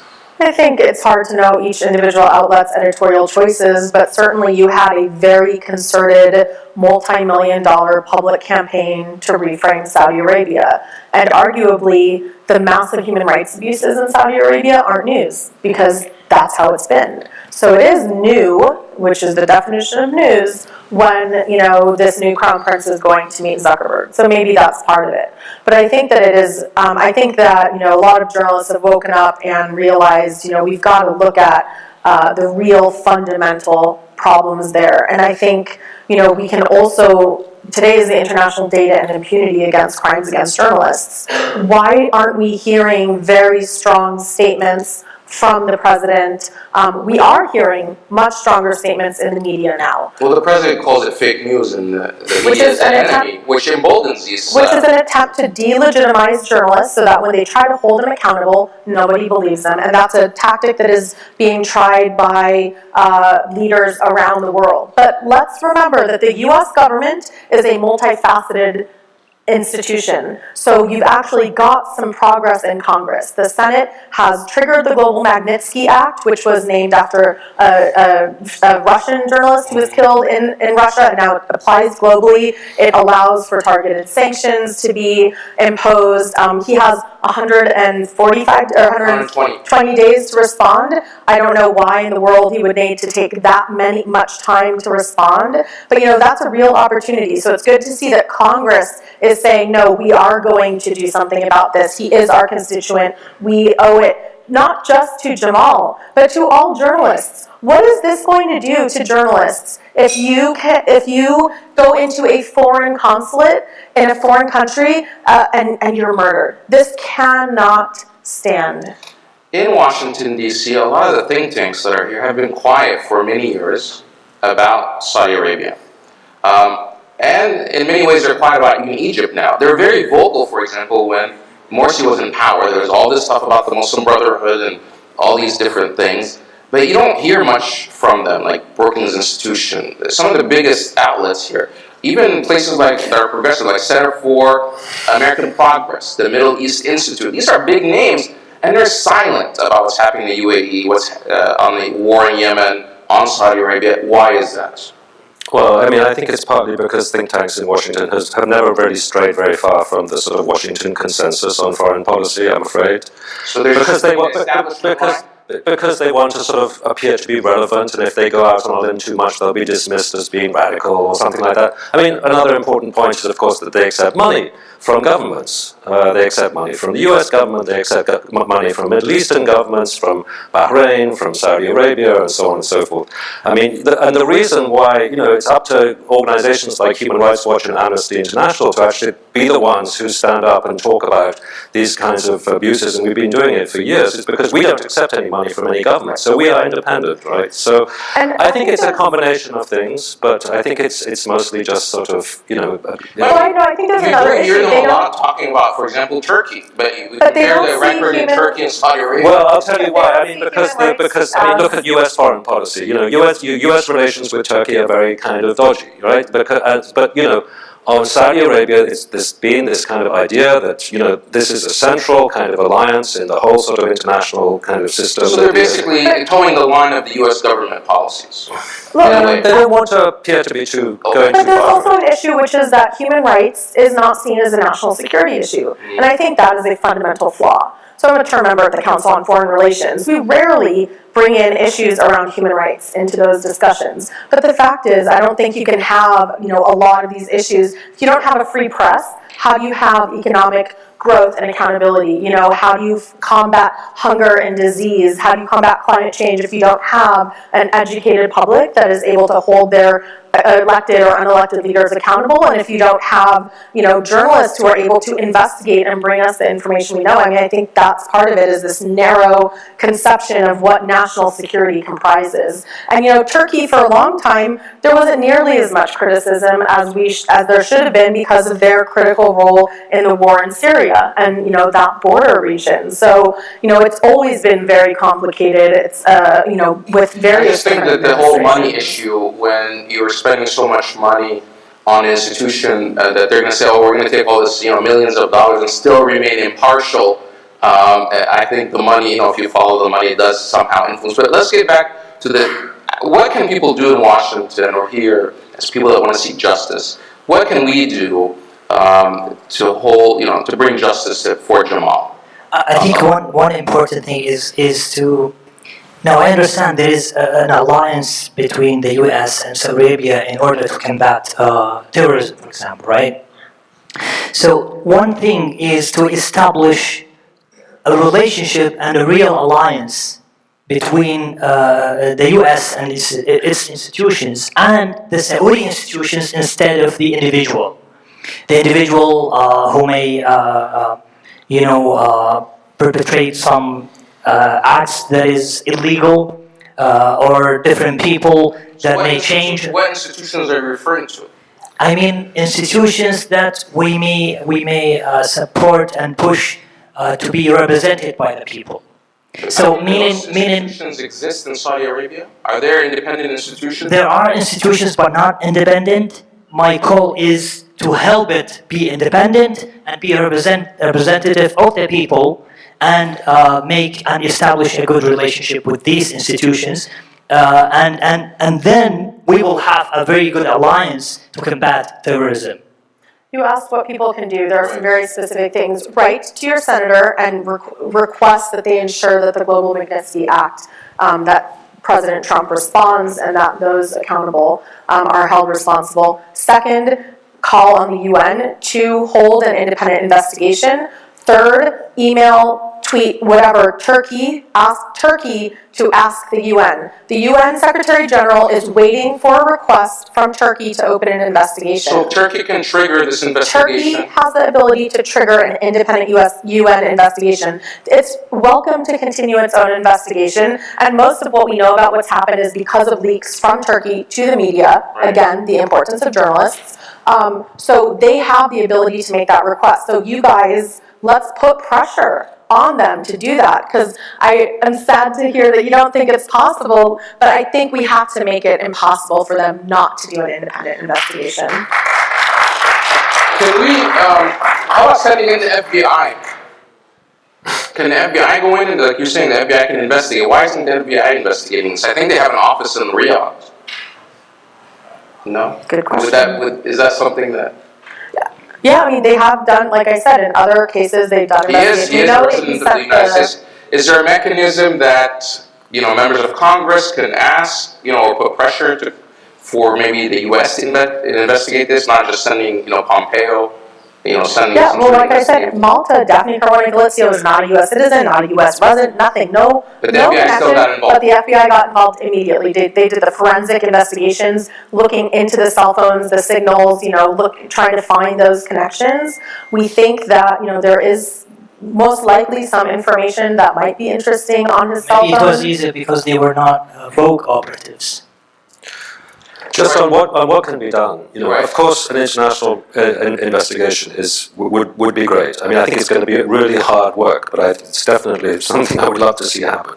That's one thing. But also the other thing is let's not forget about Jamal, of course, but also let's not forget about so many other journalists and bloggers and human rights defenders who are right now sitting in prison. Some of them on death row, right? Let's stand up for them and remember them. Yeah. Nabil Rajab in Bahrain, who is jailed for tweeting about Bahrain's role in Yemen, right? Ahmed Mansour in the UAE. We did a report a couple of years ago. It's called 140 characters. That's a nod to the number of characters that used to be on Twitter. Now it's more. We documented 140 cases. They're on our website. In fact, there are more now because we just keep adding to them, of bloggers, journalists, human rights defenders who have been harassed, jailed, in some cases sentenced to death because of their online activity. Well, and there are at least 14 journalists currently in prison in Saudi Arabia, including Raif Badawi, who has been sentenced to, 1,000 lashes. So why don't they make some good faith effort and at least release them? In Egypt, you've got Shawkan Mahmoud Abu Zaid, who has actually served the sentence, ordered released, and he's still in prison. And even the arrest of my father and then the charges against him was actually triggered by a tweet that he tweeted on the 9th of September that he said, may Allah reconcile between the hearts of the governments of the Gulf for the best of the people. So I think that because of that tweet, like a few hours after that tweet, he was arrested and then later he was referred to court and now the Attorney General is seeking death penalty against him. Just because of that tweet. He did not even mention the word Qatar or anything. Never. He didn't mention that, but they just understood that that tweet could pose an independent, stand. We started a little late, so we're just going to take a couple more minutes to wrap up as far as Jamal Khashoggi's legacy. He was, obviously for some time he worked for Saudi media. He was a consultant for one of the ambassadors at some point. Some people viewed him as an insider, but he was evolving over time. And at the end, he died for something because he became a threat. What is that legacy? What was he calling for at the end? You knew him, Abdullah. What was he calling for? And how can we continue that legacy moving forward to honor, to make sure that he didn't die in vain? Right. One essential thing, he was always obsessed with the independence of the press. He was an editor-in-chief of the Watan newspaper for some time. He was fired because he was too independent at that time. He published things that the government did not like, and he came back to be an editor-in-chief again of the same newspaper. He was fired again. He was the director of Al Arab TV. Without going too much in history, that aired one day. What can we do? That aired one day, and they closed the whole channel because Jamal was too independent. So the independence of the press in Saudi Arabia is one essential goal of Jamal Khashoggi. If we want to honor him, we should honor that goal and try to. Can we have what needs to happen in Saudi Arabia and other parts of the Arab world to usher in this independence? I mean, you can't just have an independent press without. You need to have exactly the kind of reforms that Jamal Khashoggi was calling for. He stood for truth. He stood for moderation. He stood for freedom of expression and an independent free press. And he was met with a bone saw. Right? And because he was met with a bone saw, there's been a huge uproar, and people are at last beginning to pay attention to what's going on, not just in Saudi Arabia, but in the region, in terms of repression and tyranny. And that is his legacy for the time being. But we also want to get justice for him. And he's establishing a law in his death that he wasn't even able to establish while he was alive. So how can we continue this? One, the legacy, and also the issue of seeking the justice. So I mentioned 3 specific things. So go out there, write an email, send a tweet, Facebook them. Just do it. Let's not let them get away with this. And second of all, I think it is about that longer-term legacy. First, this war in Yemen that has killed so many civilians, including journalists, bringing that to an end. We also have to see what is the impact more broadly on journalists. And when you read the newspaper or when you read that daily alert that you get in your news or you're listening to the radio, pay attention to that person's name. That person might have put their life on the line. They might have put their economic viability on the line. You don't know what they are doing to bring you the news. So let's remember that. And don't give into this idea of fake news. And don't let our leaders or any leaders denigrate the role of journalists and journalism and our ability to be citizens and to uphold democracy. And also, to fight those who wanted to silence Jamal, to make his voice louder than ever before. Those who want to murder him, we should make him more alive than ever before. So, I mean, honoring him and honoring the values that he fought for. I mean, it seems like the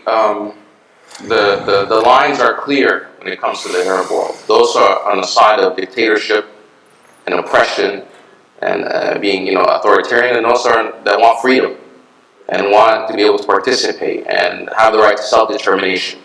I mean, it just seems to me that it makes more sense for us to help those that want to be like Jamal, to be able to bring more, to usher in more freedoms in the region, more democracy. The things that people went out in the streets for during the Arab Spring.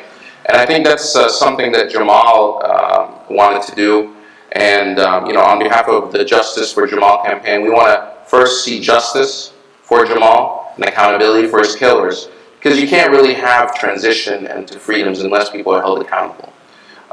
So one, we want to make sure that that justice happens. But we also, I want to be part of, to continue his legacy to seek those freedoms. He shouldn't have died for asking for more freedoms. He wasn't asking to overthrow the government. He just wanted to have the ability to write more stories and tell more stories and to provide some more freedoms. And things seem to be like they're going backwards. Just like as they went backwards in Egypt after the death of my brother and all those other thousands of people there. So I want to thank you for your time. Thank you for joining us for this panel discussion. Let's give them a round of applause. Very sorry. We're going to try to do some more activities, especially after the election, maybe some follow-up programs on Capitol Hill. We want to make sure that this story continues, that we honor Jamal Khashoggi and honor his fiancée and his family. Many of them didn't want to participate today because they said, we don't have a body. We don't want to do anything until we retrieve the body of our loved one. And that's just basic humanity, to have just the dignity to have a proper funeral, to know where your loved one is. So we call on the government, the United States, the White House, do whatever they can to make sure that that happens.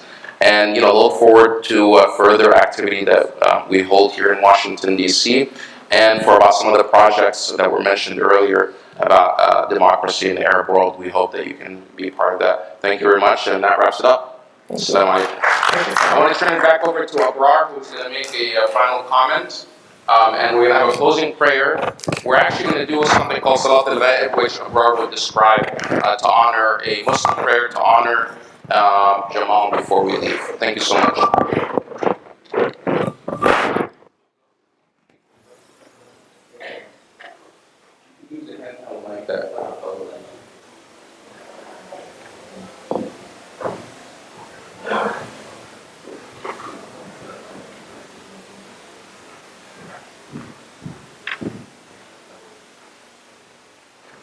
Before we move to the Islamic prayer in honor of Jamal, we would like to invite Rabbi Jack Moline, who's actually the president of the Interfaith Alliance, to give a few remarks on behalf of the interfaith community in support of Jamal.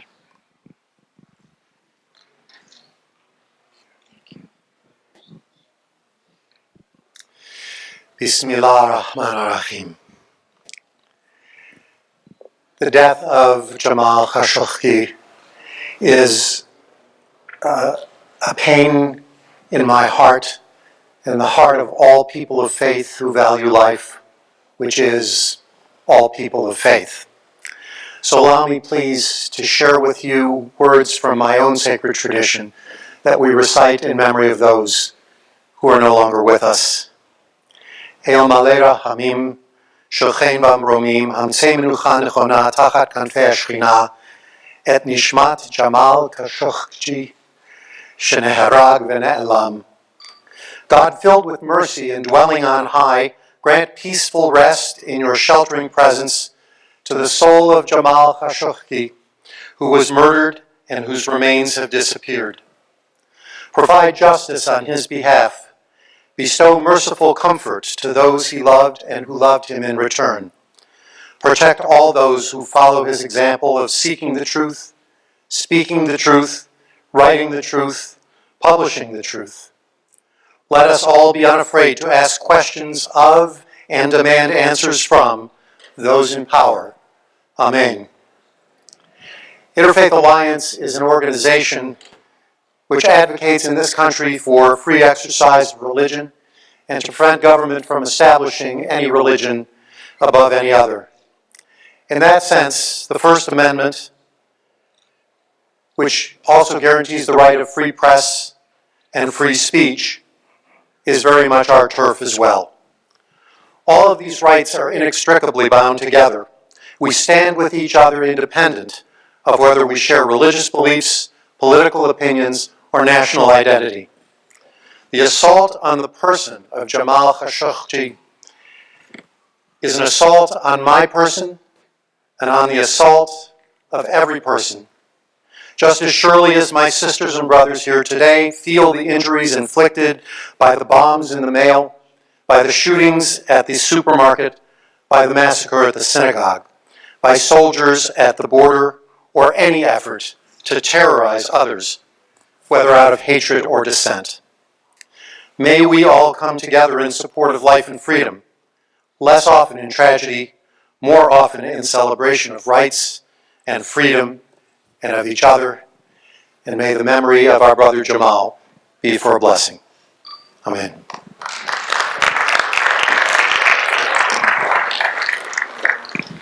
Thank you. We will now have Imam Ali of the Diyanat Center of America, who will explain the way we do Salat al-Ghaib. Salat al-Ghaib is a funeral prayer in the Islamic tradition in absentia. So it means when the body is not able to be present with us. You asked them to recitation, right? Did you cancel the recitation? Okay.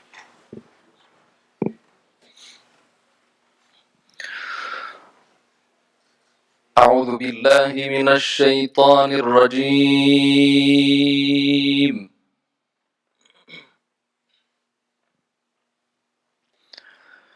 بسم الله الرحمن الرحيم.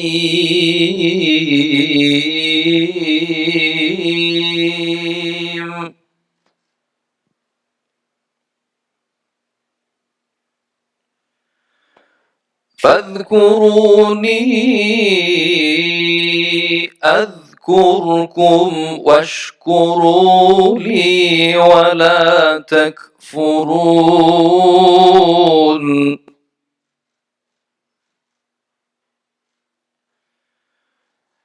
يا أيها الذين آمنوا استعينوا بالصبر والصلاة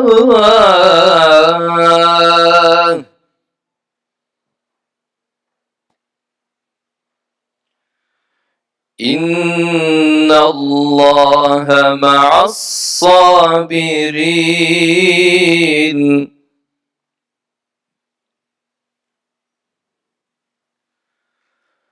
ولا تقولوا لمن يقتل في سبيل الله أموات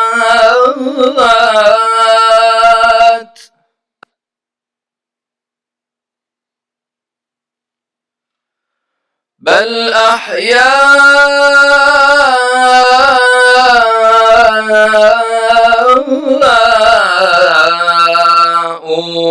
ولكن لا تشعرون.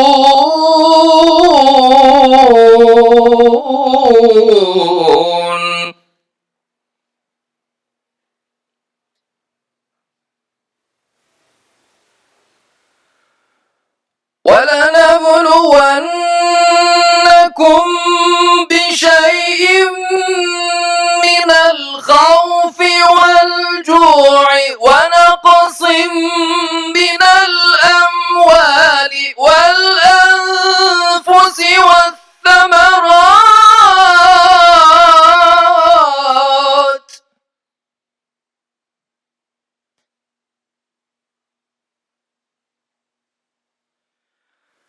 وبشر الصابرين الذين إذا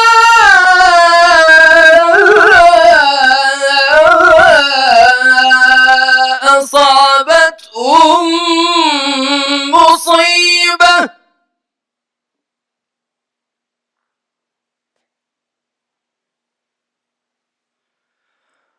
الذين إذا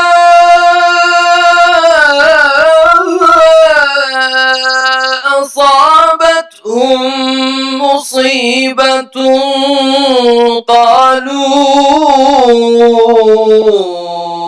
إنا لله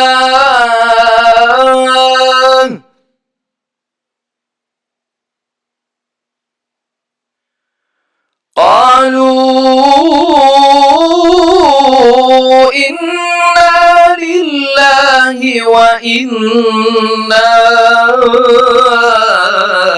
إليه راجعون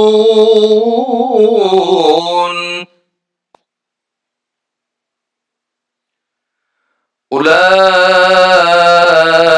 عليهم صلوات من ربهم ورحمة وأولئك هم المهتدون صدق الله العظيم. In the name of Allah, the most merciful, the most beneficent, Allah subhanahu wa ta'ala says in our Holy Quran, so remember me, I'll remember you. And be grateful to me and do not deny me. O you who have believed, seek help through patience and prayer. Indeed, Allah is with the patient. And do not say about those who are killed in the way of Allah, they are dead.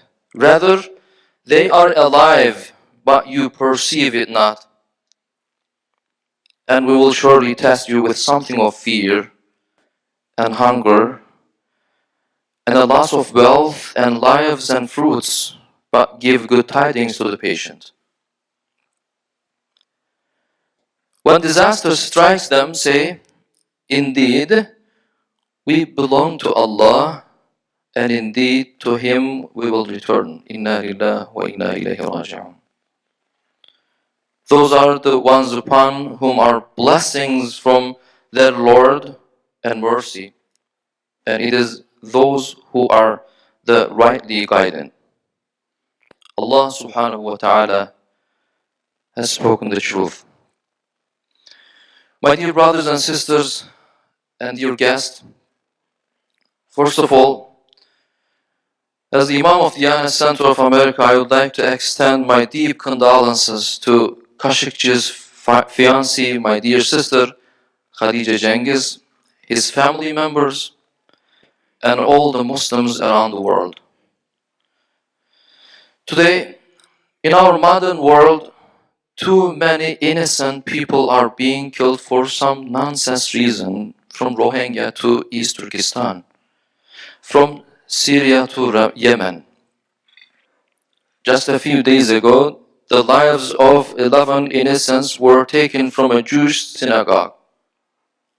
We have many Muslim and Christian brothers and sisters being executed in Burma just because they hold on to a different belief. Innocent Christians, Jews, and Muslims are being killed everywhere. This needs to stop, and this needs to stop now, inshallah. And I pray that the death of our dear brother Jamal Khashoggi will act as a deterrence to the death of innocents across the world. May Allah subhanahu wa ta'ala accept his all good deeds and put him in the highest ranks in paradise, inshallah ta'ala. My dear brothers and sisters and dear guests, before we start the janazah prayer, Salatul Ghaib, as we remember from our Prophet sallallahu alaihi wasallam and the story of Islam, one day our Prophet sallallahu alaihi wasallam stood up and prayed a Salatul Ghaib for the king of Abyssinia, who is Najashi. And then he prayed Salatul Ghaib. Inshallah ta'ala, in Washington, D.C., we all stand up and take our intention, the niyyah, Muslim, non-Muslim, because it is the prayer, on the prayer, then we are going to complete the last prayer for our dear brother Jamal Khashoggi. I want to give some quick information about Salat al-Ghaib. Inshallah ta'ala, we're going to stand up and then we will move back to chairs, and then brothers will right behind of the Imam and the sisters right behind of the brothers, and we are going to make a softer line, and then inshallah ta'ala with 4 takbiras we are going to conduct to perform Salat al-Ghaib inshallah ta'ala. Just a correction, we're not going to move the chairs, just face the Qibla direction, which is this wall. The Imam will stand over here. Yeah, we confirm the Qibla is this direction. So Imam, if you can stand here facing. You hold this. You want the other one? Yeah, it's about. Okay.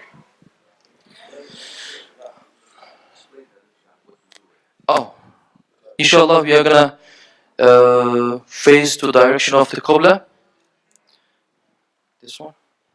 Then we are going to take an intention for Salat al-Ghaib for our dear brother Jamal Khashoggi. First one that we are gonna get our intention, the niyyah.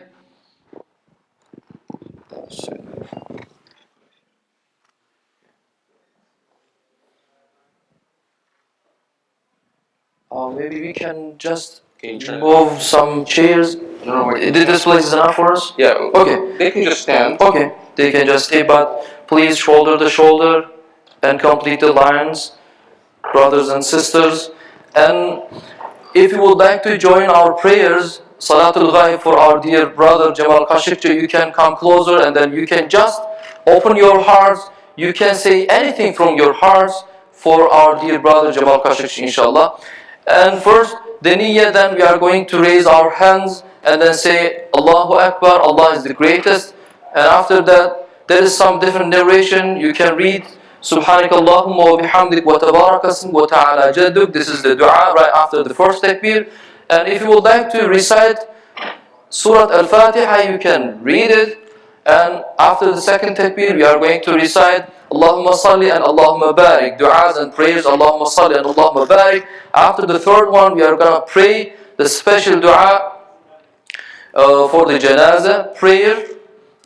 And after the fourth one, we are going to say Assalamu alaikum wa rahmatullah on the right side and the left side, inshallah ta'ala.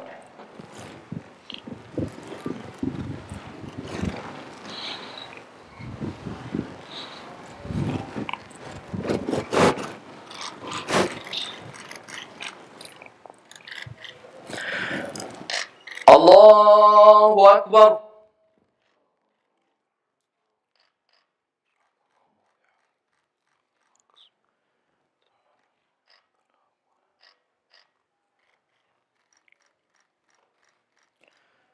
Allahu Akbar.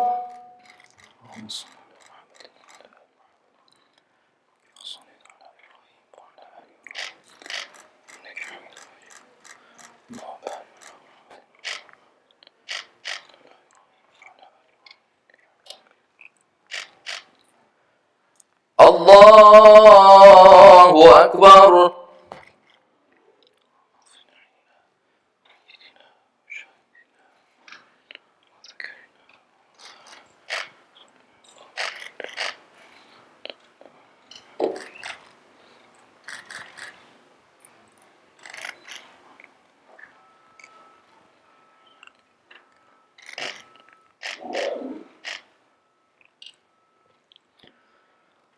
Allahu Akbar. Assalamu alaikum wa rahmatullah. Assalamu alaikum wa rahmatullah. Amin. A'udhu billahi minash shaitanir rajim. Bismillahir rahmanir rahim. Alhamdulillahi rabbil alamin. Wal aqibatu lil muttaqin wa la 'udwana illa 'alal zalimin. والصلاة والسلام على رسولنا محمد وعلى آله وأصحابه أجمعين. اللهم اغفر لحينا وميتنا وشاهدنا وغائبنا وذكرنا وأنثانا وصغيرنا وكبيرنا. اللهم من أحييته منا فأحيه على الإسلام، ومن توفيته منا فتوفه على الإيمان.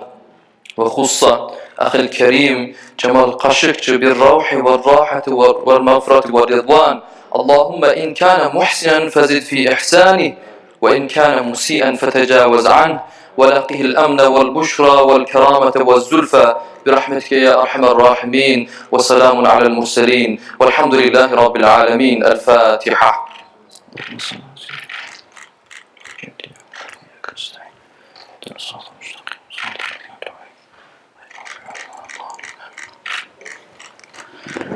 جزاكم الله خير. السلام عليكم. جمعة مبارك.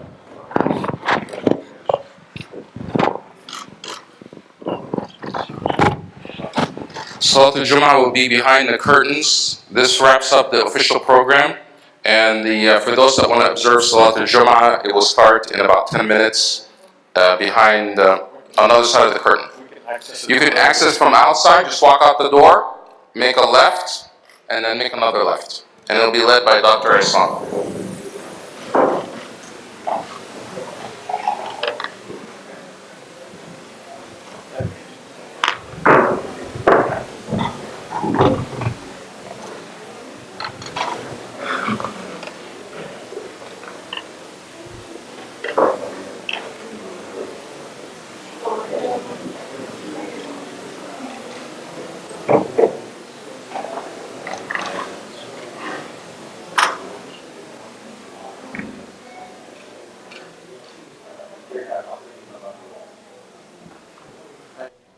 And you can find the earlier part to this memorial service on our website.